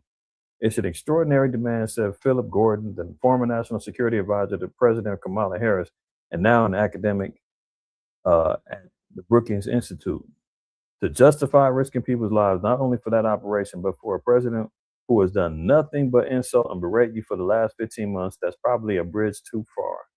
So there you have it. So much for that. Now see, this is the foolishness that goes on, right? Trump briefed that Iran's new supreme leader, Mojtaba Khamenei, is probably gay, and president has priceless reaction. So, bombs is dropping, bodies is dropping, kids are being bombed in schools and all this other stuff, man. They've got reports of him hanging out at his golf resort, doing all this foolishness. And then they run around here trolling with stories talking about the son of the Ayatollah Ali Khamenei is a sodomite. So they putting that out there. So, of course, if you've got Orthodox Muslims, Sunni and Shia will both agree that being a sodomite is an abomination, man. So another form of propaganda, throw it out there to try to get the people to rebel. Well, guess what? He's a sodomite over there. First, he's not alive. Then he's alive, but he's injured and he's wounded. Then he's in a coma, and now he's a sodomite. I mean, you can't make this stuff up, man. They just continually on with the folly, with the propaganda. And this is what you call dirty politics,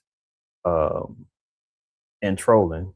And he's a master troll, for sure, when this all comes down. So I'm not gonna read too much into that, but I thought that was interesting. Look, Trump team applying pressure to media. Tell the war story the way we see it. Short-term pain, long-term gain.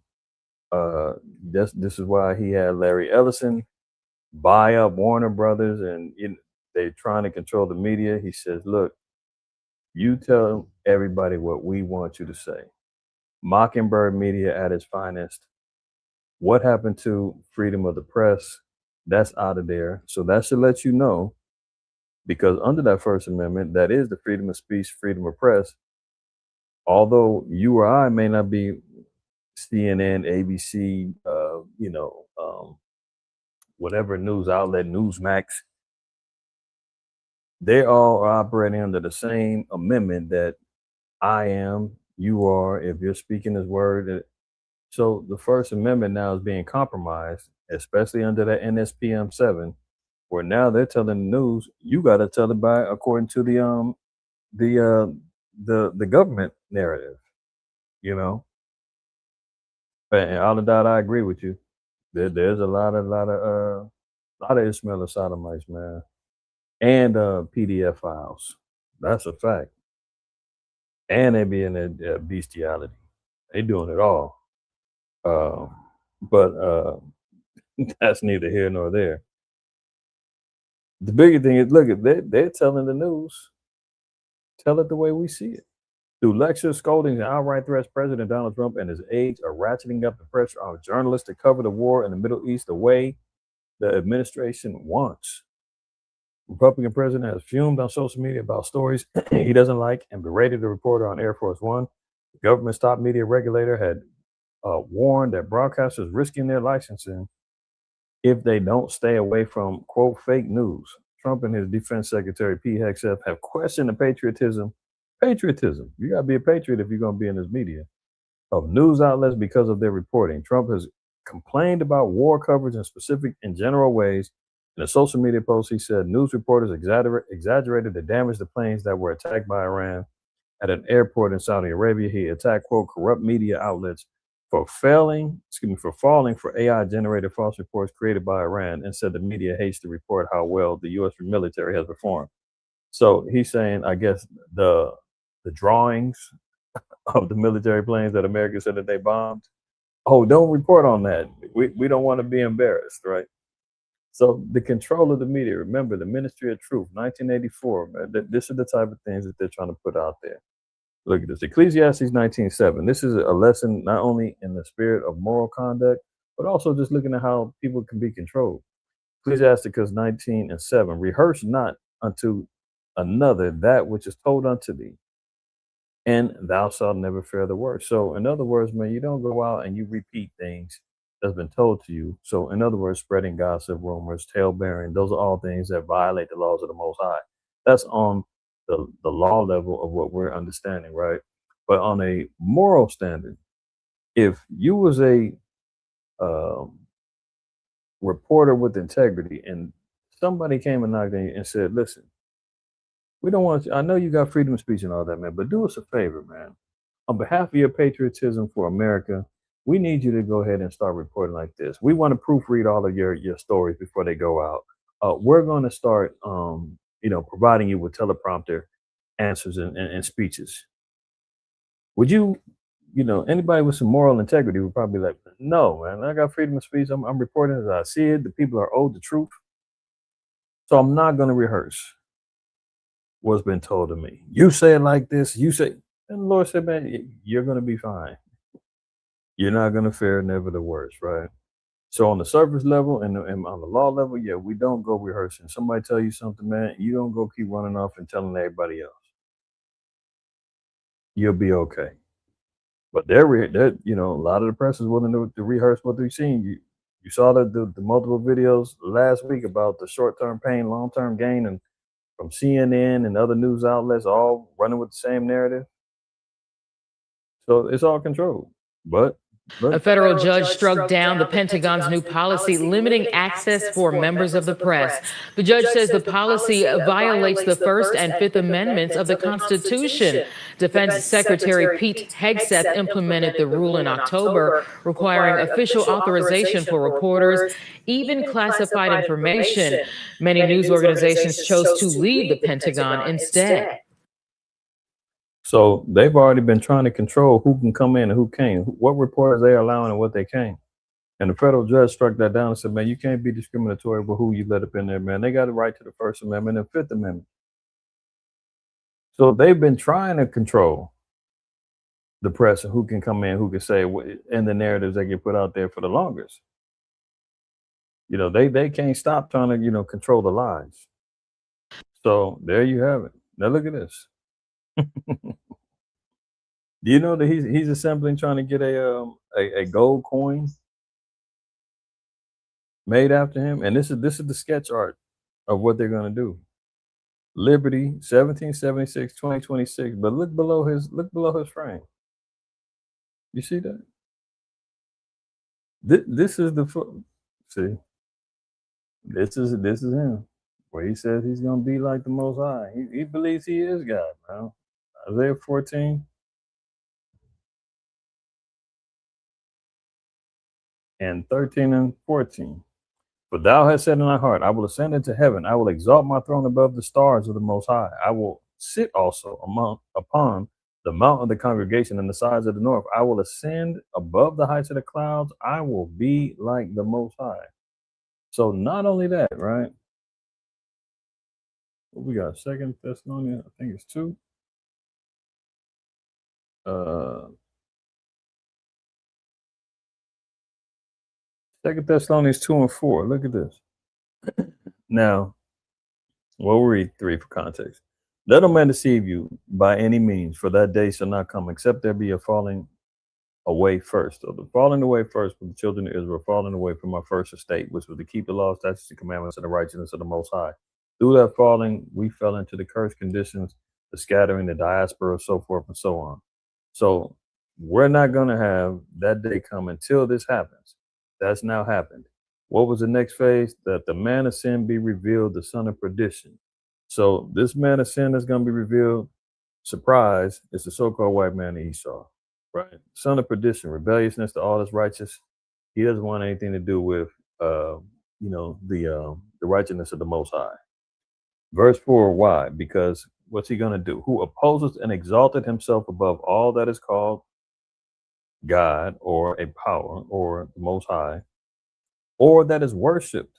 So he exalts himself above anything that is of the Most High or that is worshipped. He wants to be worshipped. He wants to be adored. He wants to have the pride and the adoration of the people. So that he, as the Most High, sitteth in the temple of the Most High, showing himself that he is the Most High. Look at the inscription that he wants on the gold coin that he's printing up with his face on it. In God we trust. If this is the insinuation is he's God. That's the messaging. And in like manner, trying to follow after the footsteps of his predecessors, as in Caesar. Remember in Matthew 22, and the tribute to Caesar. Verse 15, then went the Pharisees and took counsel how they might entangle him in his talk. So the Pharisees being insincere, all I was trying to do was catch up and trip up Yahushua. Verse 26, and they sent out unto him their disciples with the Herodians, saying, Master, we know that thou art true and teachest the way of the Most High in truth. Look at them, calling the master, teacher, trying to act like they honored it. His teachings, his understanding, and trying to give him respect. Disingenuous. We know that thou art true and teachest the way of the Most High in truth. Neither carest thou for any man, for thou regardest not the person of men. Tell us therefore, what thinkest thou? Is it lawful to give tribute unto Caesar or not? But Yahushua perceived their wickedness and said, why tempt ye me, ye hypocrites? Cut them. He knew what they was up to. Show me the tribute money, and they brought unto him a penny. And he said unto him, whose is this image and superscription? They say unto him, Caesar's. Then saith he unto them, render therefore unto Caesar the things which are Caesar's, and unto the Most High the things that are the Most High. Point of the matter is your man Agent Orange is out here trying to act like he's the modern day Caesar. Need any more proof that America is modern day Rome? As he's looking to get the new. What other president, man, has popped up and said, while I'm in office, I want my image on another coin? All them coins was all made after all them dudes were dead. Thomas Jefferson, Lincoln, George Washington, they was all put to death. Benjamin Franklin, they was all out the picture. Now you see here, in office, he says, I want to be venerated while I'm here.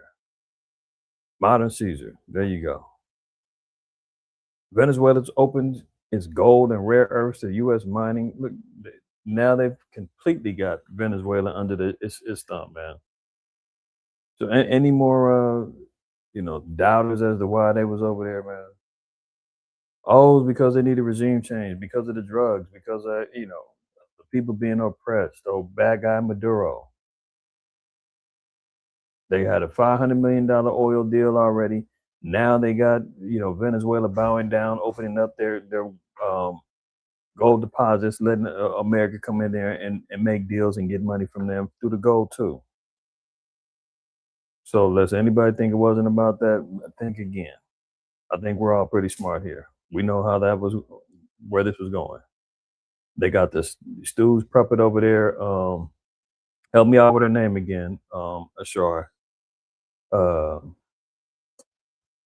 I know it's something Kelsey, not Kelsey. No, something with a CY in her last name. But anyway, she's bowing down and she's letting America grape her and their resources over there, as we knew that's what it was about. 3,800 workers are on strike at one of the largest meatpacking plants in the U.S. So if we're concerned about where the economy is going, and how things is panning out, well, that's how things are going. Not only do we know that there's layoff galore happening, people in the TSA is striking over work conditions. UPS having major 30,000 people UPS getting laid off. Now you see 3,800 people in one of the more popular meatpacking plants is going on strike. I mean, America's in a whole lot of problems, man. Ecclesiastes chapter 12. We're going to read 3 and 4.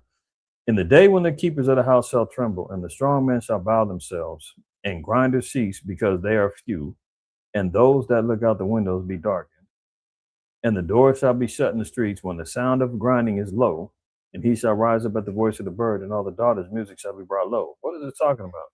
So it's talking about when you're having economic and financial problems going on within the city.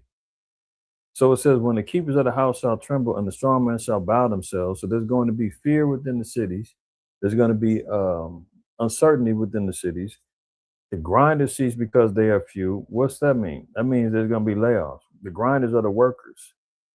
Ceasing because they're few. People are going to be getting laid off. People are going to be getting fired. Businesses are going to be closing. And those that look out the windows be darkened. Why? Because there's not going to be any opportunities out there. There's an article, man. I don't know if I might have it on here. We'll find out as we continue on. But they have an article talking about there was 0 job creations in the private sector within this last month. It's the first time that's ever happened. No jobs got created.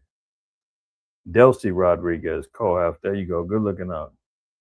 Delcy Rodriguez. I knew it was C something. Good looking out. Verse 4, and the door shall be shut in the street. Why? Businesses are going to be closing. Things shut down. I'm still seeing boarded up windows and doors from places that used to have businesses operation all over the city. When the sound of grinding is low, what's that mean? That means that businesses is going to be slowing down. That's the trend that's going on right now. Not a lot of jobs out there. We just, like I said, I think I got that article that said they had 0 jobs created in this new quarter. But they talking about, what they say, workflow is still good or something like that. We'll see it in a minute. But you can see here, right? Times of turmoil and trouble, man. Workers are now protesting because they're not getting fair wages. They're getting taken advantage of. Benefits ain't what they used to be. Look at this. About 3,800 workers at one of the nation's largest meatpacking plants went on strike Monday in Colorado, and what union representative said is the first walkout at a U.S. beef slaughterhouse since the 1980s.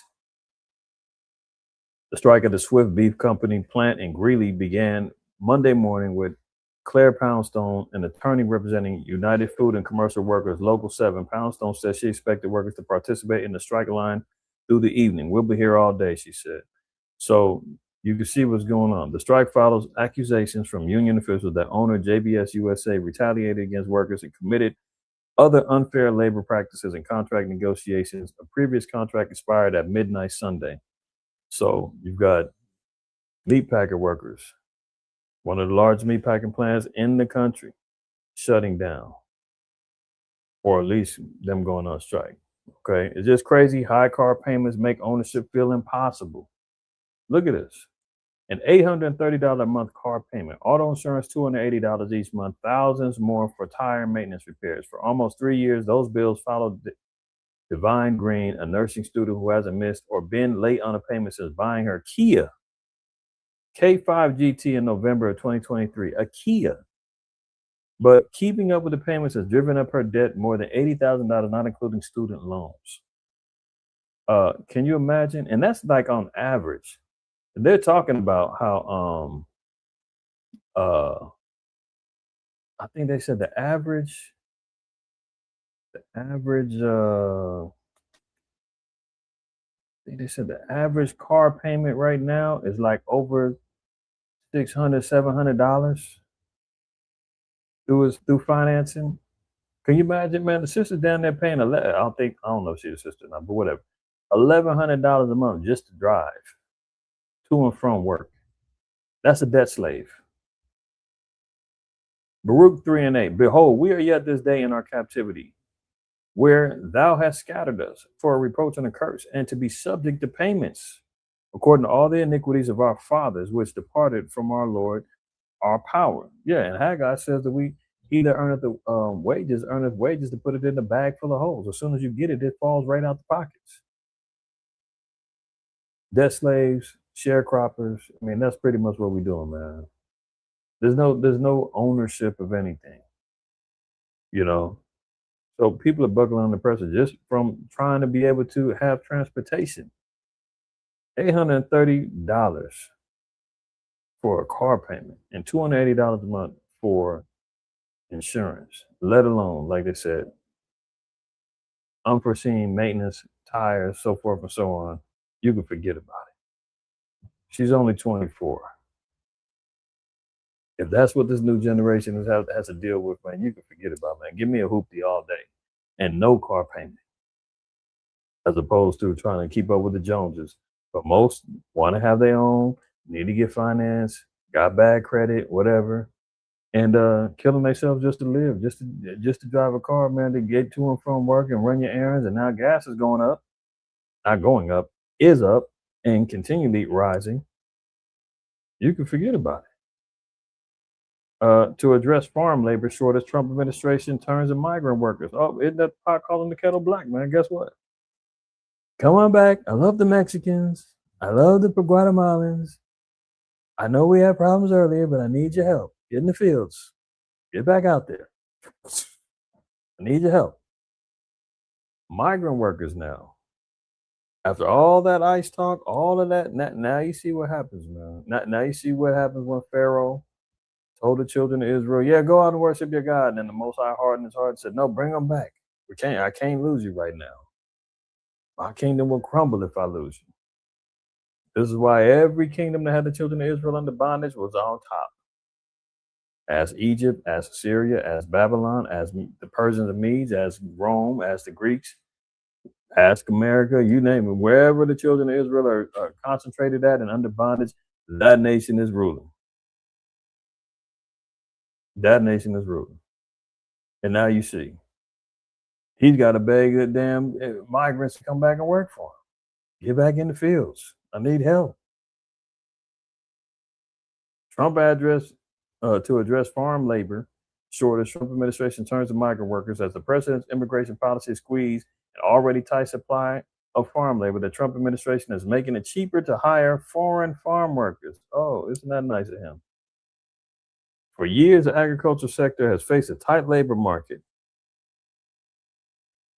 As farm workers age and fewer new immigrants and younger Americans are willing to toil in the fields, top Trump administration officials vowed that mass deportation would help, leading to higher wages with better benefits and 100% American workforce.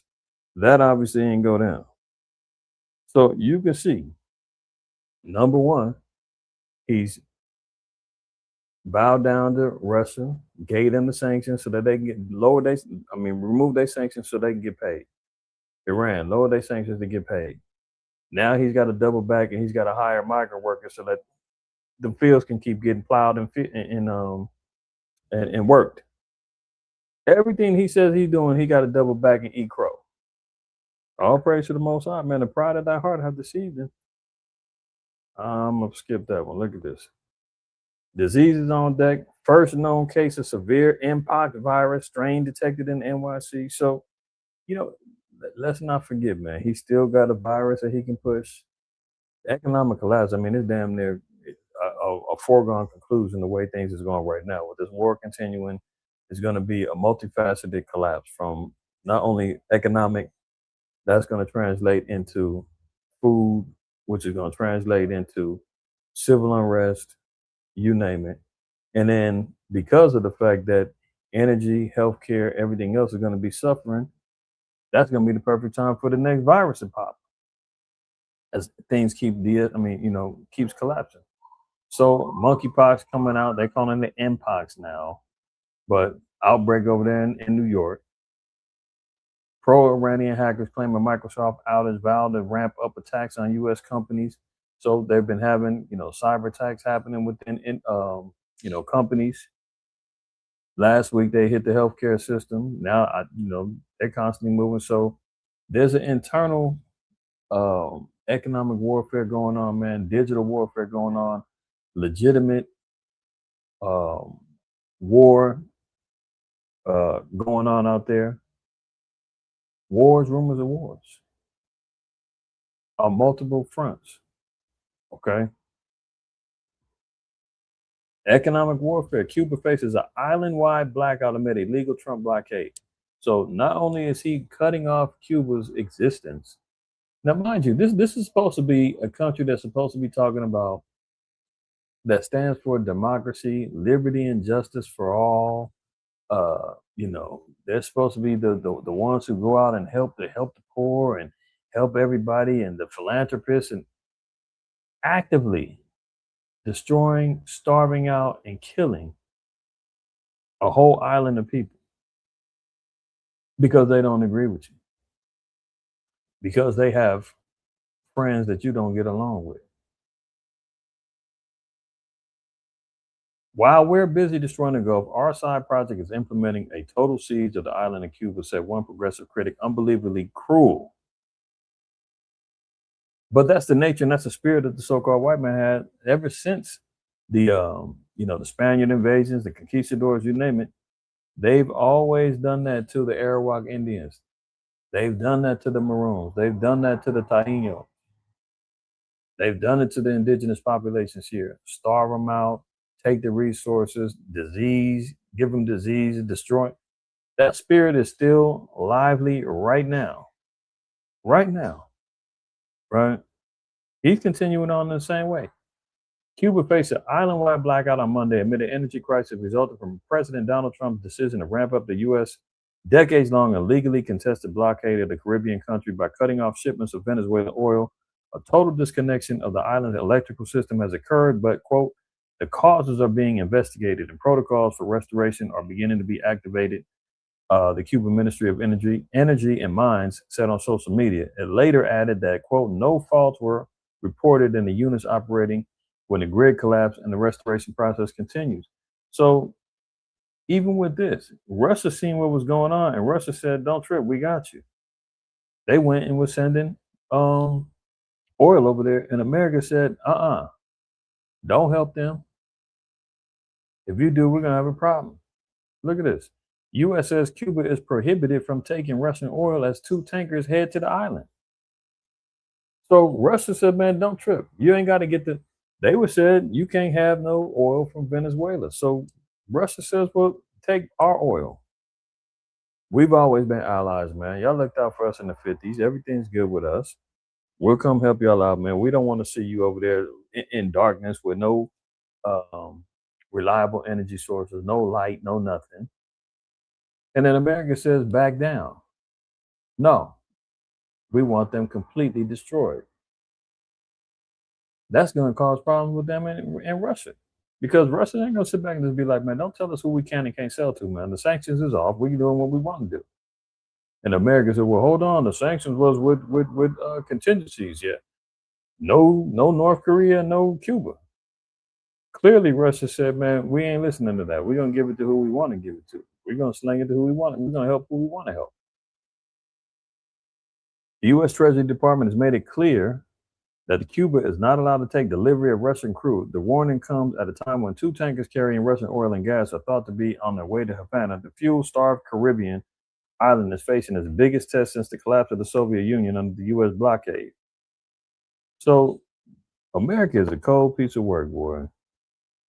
I mean, there is no mercy. Remember, even with the scriptures, it said, he shall show no mercy to the young nor to the old in Deuteronomy 28.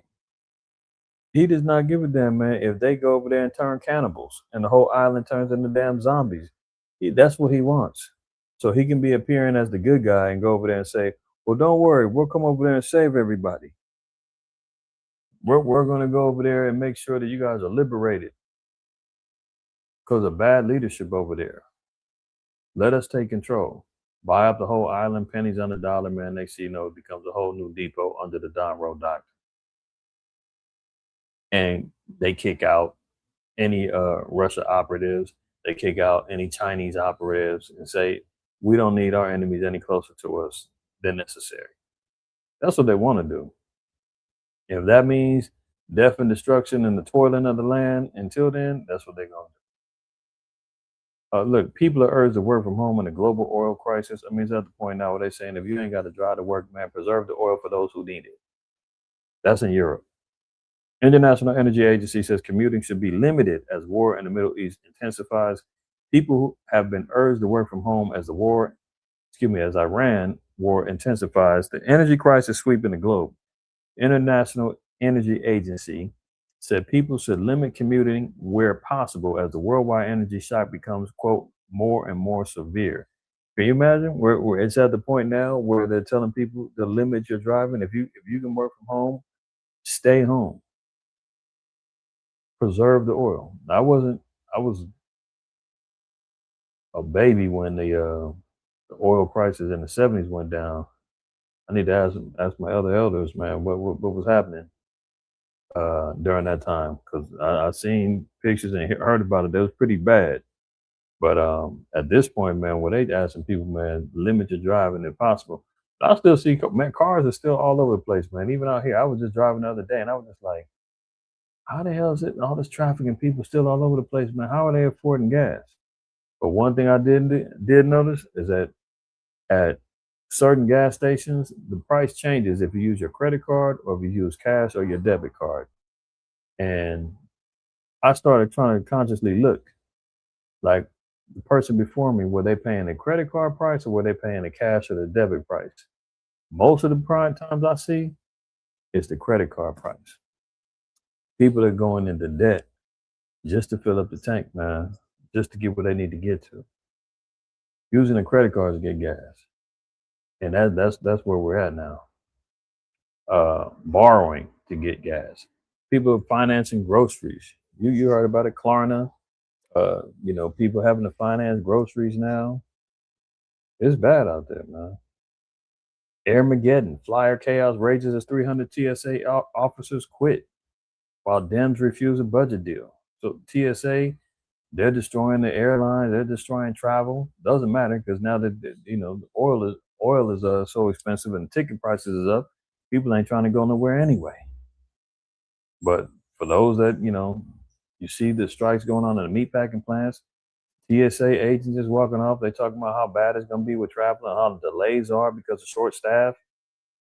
Look at this. Hundreds of TSA officers have quit over the federal budget battle that left them working without pay, fueling hours, long flight delays, and Department of Homeland Security videos blaming Dems for the travel nightmare. More than 300 TSA officers have tossed in the towel since the shutdown began on February 14th, while a slew of other workers have been taking unscheduled absences. CBS News reported citing internal TSA statistics.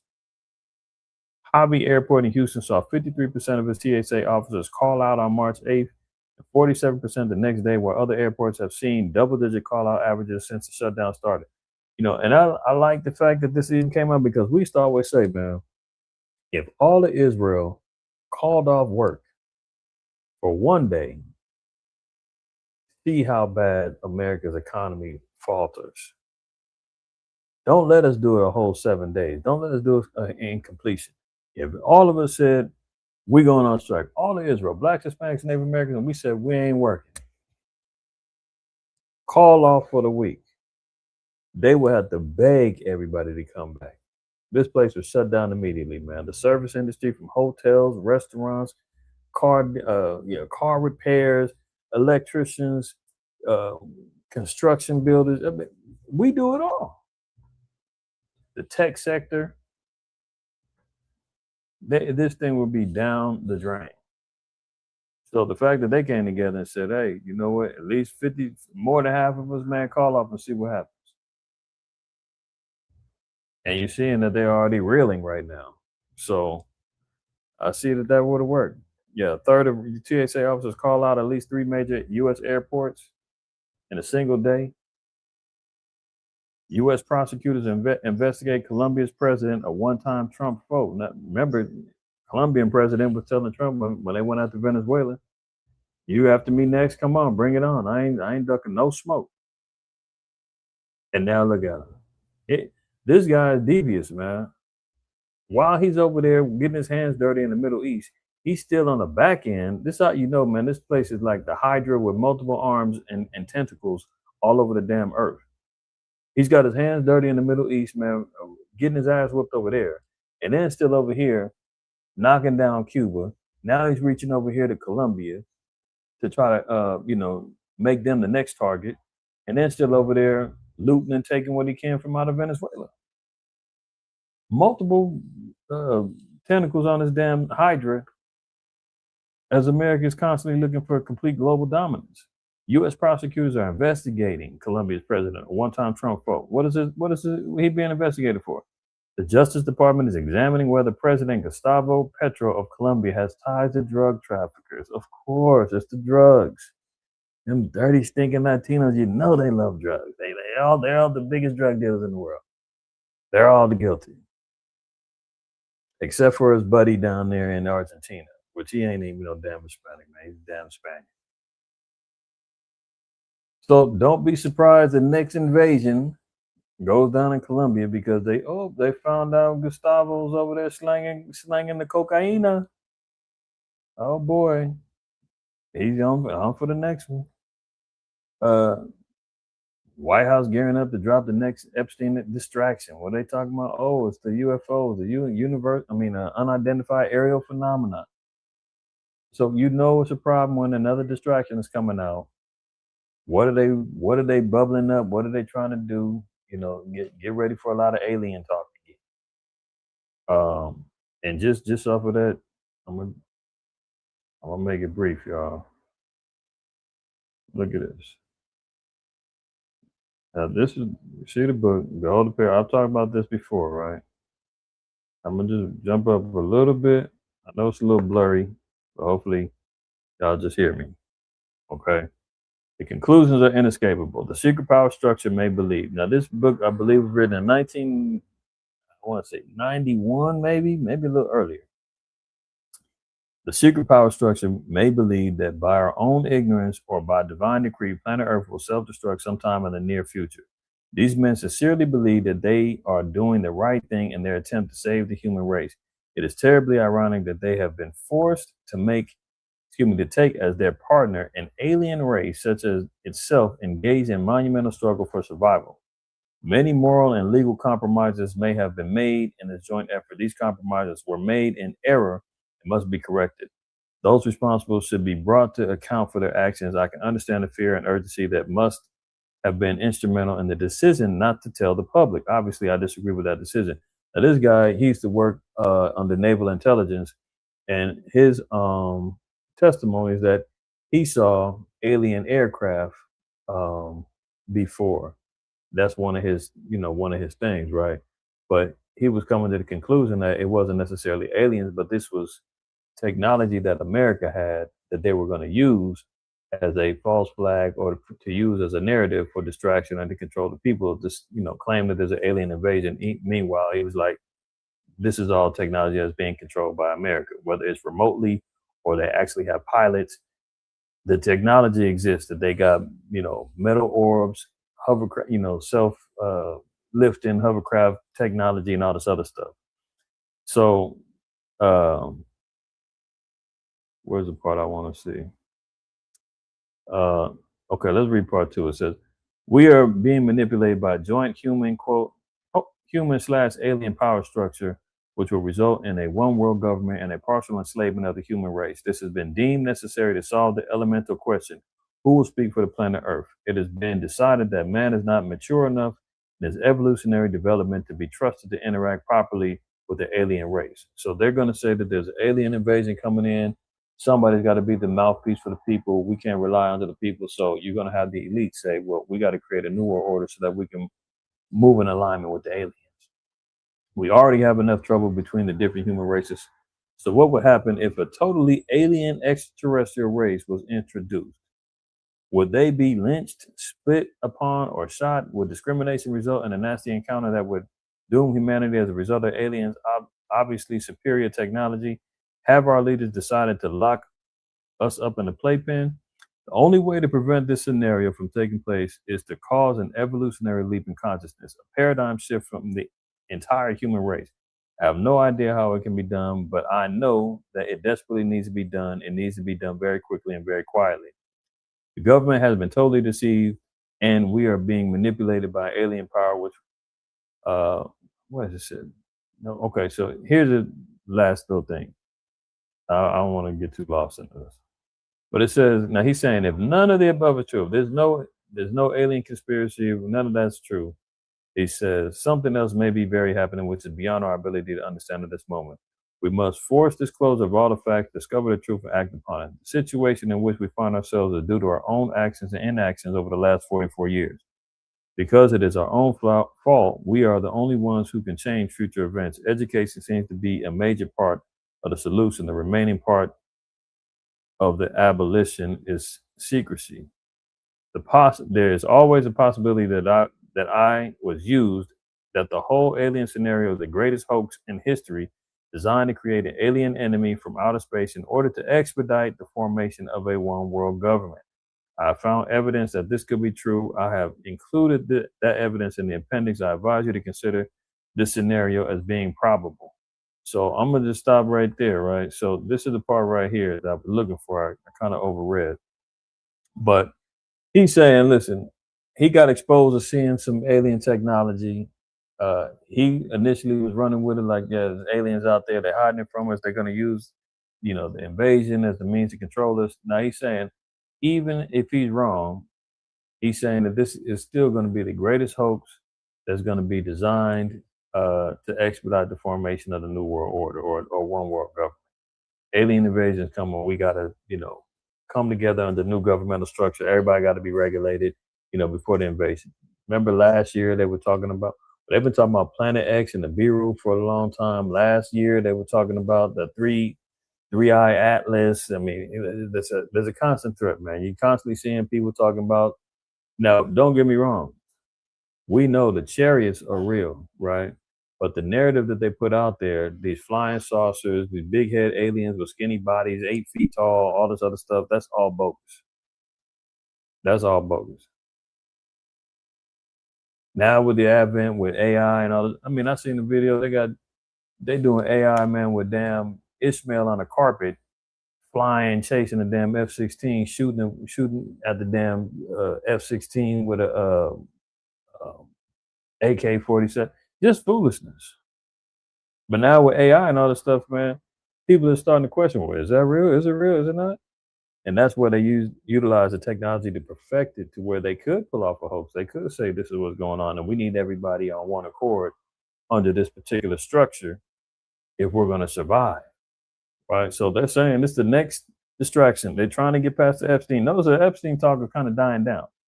Now that war kicked off, you don't hear a lot of people, they ain't rushing the Epstein. That's kind of like taking a back seat. Yeah, so the distraction worked. They had to go to war to try to bury that. Even though you still got diehards out there that's like, I ain't letting it go. But for the most part, some people are still like, okay, moving on. My gas is going up. My groceries going up. I ain't got time for Epstein, whatever. He's gone. I'm hurting over here. Like, that's the thing. And now if you ain't on that, well, hey, let's talk about the aliens. They're coming. So President Trump appears to be on the brink of unveiling his much hyped disclosure on alien life. Yeah, so he's talking about he's going to unlock the files about the aliens and everything else. Look at this.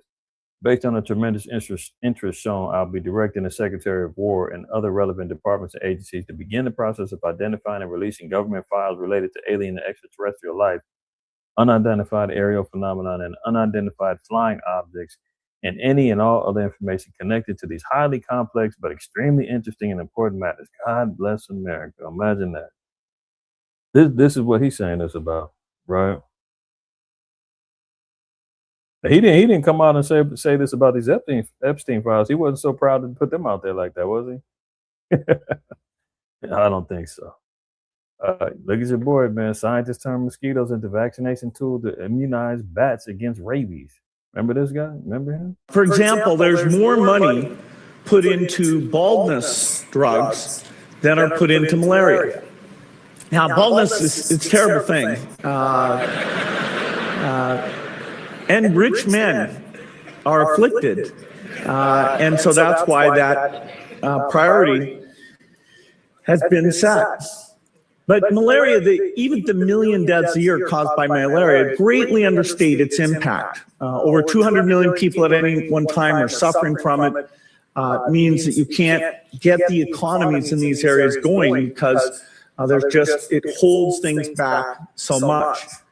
Now, malaria is, of course, transmitted by mosquitoes. I brought some here so you could experience this. We'll let those roam around the auditorium a little bit. There's no reason only poor people should have the experience. Only the poor people, right? So he knows his target audience. If you remember when he was married, and him and his wife were sitting there talking about the C-19 jab in the arm, and they were talking about they wanted to get it out to Blacks, Hispanics, and Native Americans first. Oh, because we want to help the poor people first. So always know, man, when he speaketh fair, believe him not, because there's 7 abominations in his heart, man. So scientists are turning to mosquitoes as a vaccination tool. So they're pumping up mosquitoes with jabs, to help immunize the bats, right?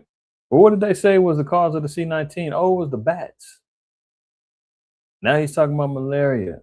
They've already been talking about weaponizing vaccines in not only mosquitoes, but also in food.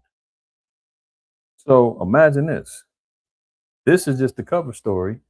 But meanwhile, they got the GMO modified mosquitoes, man. They got the vax in them, and they go around letting them things loose, just like he opened them up in front of everybody, and they thought it was a big old joke. He let the mosquitoes out. How cool. And meanwhile, they're poking you and injecting and giving you something that you don't want to have. We know about the biological experiments that, Esau has done. From Avon Park, Florida, where they, had killed brothers and sisters down there in Florida and in southern Georgia with infected mosquitoes. We know about the germ warfare and the biological warfare that it did to brothers and sisters in St. Louis with the putting chemicals in the tailpipes of station wagons and spraying over cities in St. Louis with deadly toxins, giving them cancer. So biological and germ warfare, he's no stranger to. So don't sleep on, it's just for the mosquitoes, for the bats. It's not for humans. He just got to telling you, we can put a vaccine for malaria in the mosquitoes, let them out, and then hopefully the poor people don't get malaria no more. There's no reason why they should be dying. And he's a hypocrite because he's been talking about population control for the longest and talking about death panels and putting people grandmothers and put to death instead of keeping them on life support. The money it's costing to keep them on life support. You can employ 5 or 6 teachers. So we got to make hard decisions about that. But people don't want to talk about the death panels. One minute he wants to act like he's talking about saving the lives of quote unquote poor people from malaria, and then next minute he's really showing his fangs, talking about how he wants to reduce the population. So which one is it? When he's speaking fair, don't believe this cat, man. Never trust your enemy. New York, dark skies, lights off after 11 p.m. They're proposing a curfew for the lights off to save energy and to protect. Hold on, man. This is how foolish this is. New York's night sky could darken under proposed Dark Skies Protection Act. New York State could be on the verge of a significant shift in the nighttime landscape. A proposed law known as the Dark Skies Protection Act aims to dramatically reduce light pollution across the state, potentially requiring many outdoor lights to be switched off after 11 p.m. The legislation introduced by Senator Brad Holman Siegel seeks to balance public safety with the growing need to protect wildlife, conserve energy, and restore visibility of the night sky. You know, I'm gonna be frank, man. Niggas is gonna have a field day with lights off. You worry about protecting life, man. Who's gonna protect the innocent brothers and sisters and people out there in the streets from niggas roaming in the streets with the lights out? Especially now when the economy's bad and everybody's trying to come up. You just inviting crime, criminal activity. You inviting for, you're inviting for heinous crimes to go up, man.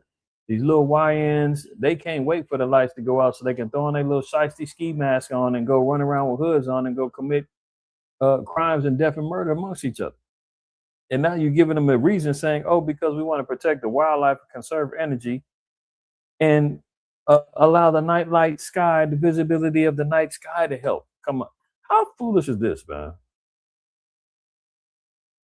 The bill targets a wide range of outdoor lighting from residential floodlights and decorative building illumination to commercial spotlights and billboards. Under the proposed regulations, any outdoor lighting fixture not meeting specific design standards will be mandated to shut off between 11 p.m. and sunrise, with the exception for motion-activated lights that automatically turn off within 15 minutes. I mean, this is complete madness, man. You talk about a foolish nation running this place. New York, big city of dreams, one of the biggest cities in the country, no stranger to criminal activity. They said, man, we need to turn the lights off at 11. And good luck to everybody. Stay in the house if you don't want to be outside. It's the city that never sleeps. What are you talking about? Stay in the house if you don't want to be out. Esau is crazy, man. Unbelievable. Look at it. Here we go. Powell, job creation is near zero. Near zero. We talked about it earlier. There goes the article, man. So if you wonder where this economy is headed, where America's headed, it's definitely not headed in an upward spiral. This thing is heading downward, man. No damn jobs created. God forbid somebody lose their job, man, right now, and you got fired or something, because they making it even more strict, more harder for you to get disability or for you to get unemployment. They ain't creating no new jobs. It's bad out there, y'all. Bad. And look at this. Jeff Bezos talks about raising $100 billion for AI manufacturing fund. Amazon founder has traveled to the Middle East, Singapore, and fundraising effort linked to Project Prometheus, an AI startup. Translation, he's investing $100 billion for AI technology to take over his industry. And where is he putting all this money into? He ain't doing it for American companies, for people to survive over here. The Middle East is going to get the funding for this. Singapore to help develop the AI, to take all the Amazon jobs, all the shipping jobs. He's got what's he about? The Wall Street Journal. I mean, all of his particular businesses, man. This guy is trying to buy the block out with AI technology and kick everybody up out of the private sector of working. $100 billion he's investing so he ain't got to pay regular workers no more. So if you wonder where the economy's going, there you go. Lastly, major storms and flooding going on in Oahu over there in Hawaii, man. They talking about that place is over there in underwater right now. And another storm is about to come. A dam on the northern part of the island was close to failing, emergency officials said. You've seen some of the imagery. If you haven't seen it, man, look it up. Oahu over there, man, is in deep trouble right now, and floods, storms, and they said another storm is going to come, and they talking about this dam might break. So if anybody was around in 05 with Katrina, it's very reminiscent of that right now over there. So a lot going on, y'all. A lot going on in this earth. A lot going on in this earth, man. All praise, honor, and glory to the Most High, IQAhmath, man. It's your brother, man, signing up out of here. Prayerfully, man, this was edifying, man, and y'all got some edification out of this tonight. Share this with your friends, family, if need be. You know, getting closer to Passover, man. Prayerfully, everybody's out there purging, doing what you need to do. You get your spirits in order, your personal house in order, your home in order. Get that leaven up out of there, man. The malice and the wickedness, everything that comes along with it. Don't allow that to rest within you, man, and continue swelling up and puffing you up. All right. We want to make sure that we get ourselves together. All right. April 1st will be Passover. Make sure you continually purge and do what you need to do to get prepared. Time is of the essence. It's moving fast. Right. So with that being said, I'm going to get up out of here, man. I'm going to give all praise, honor, and glory to the Most High, IQAhmath. Always remember, man, fear the Most High, keep the commandments. Don't shoot the messenger.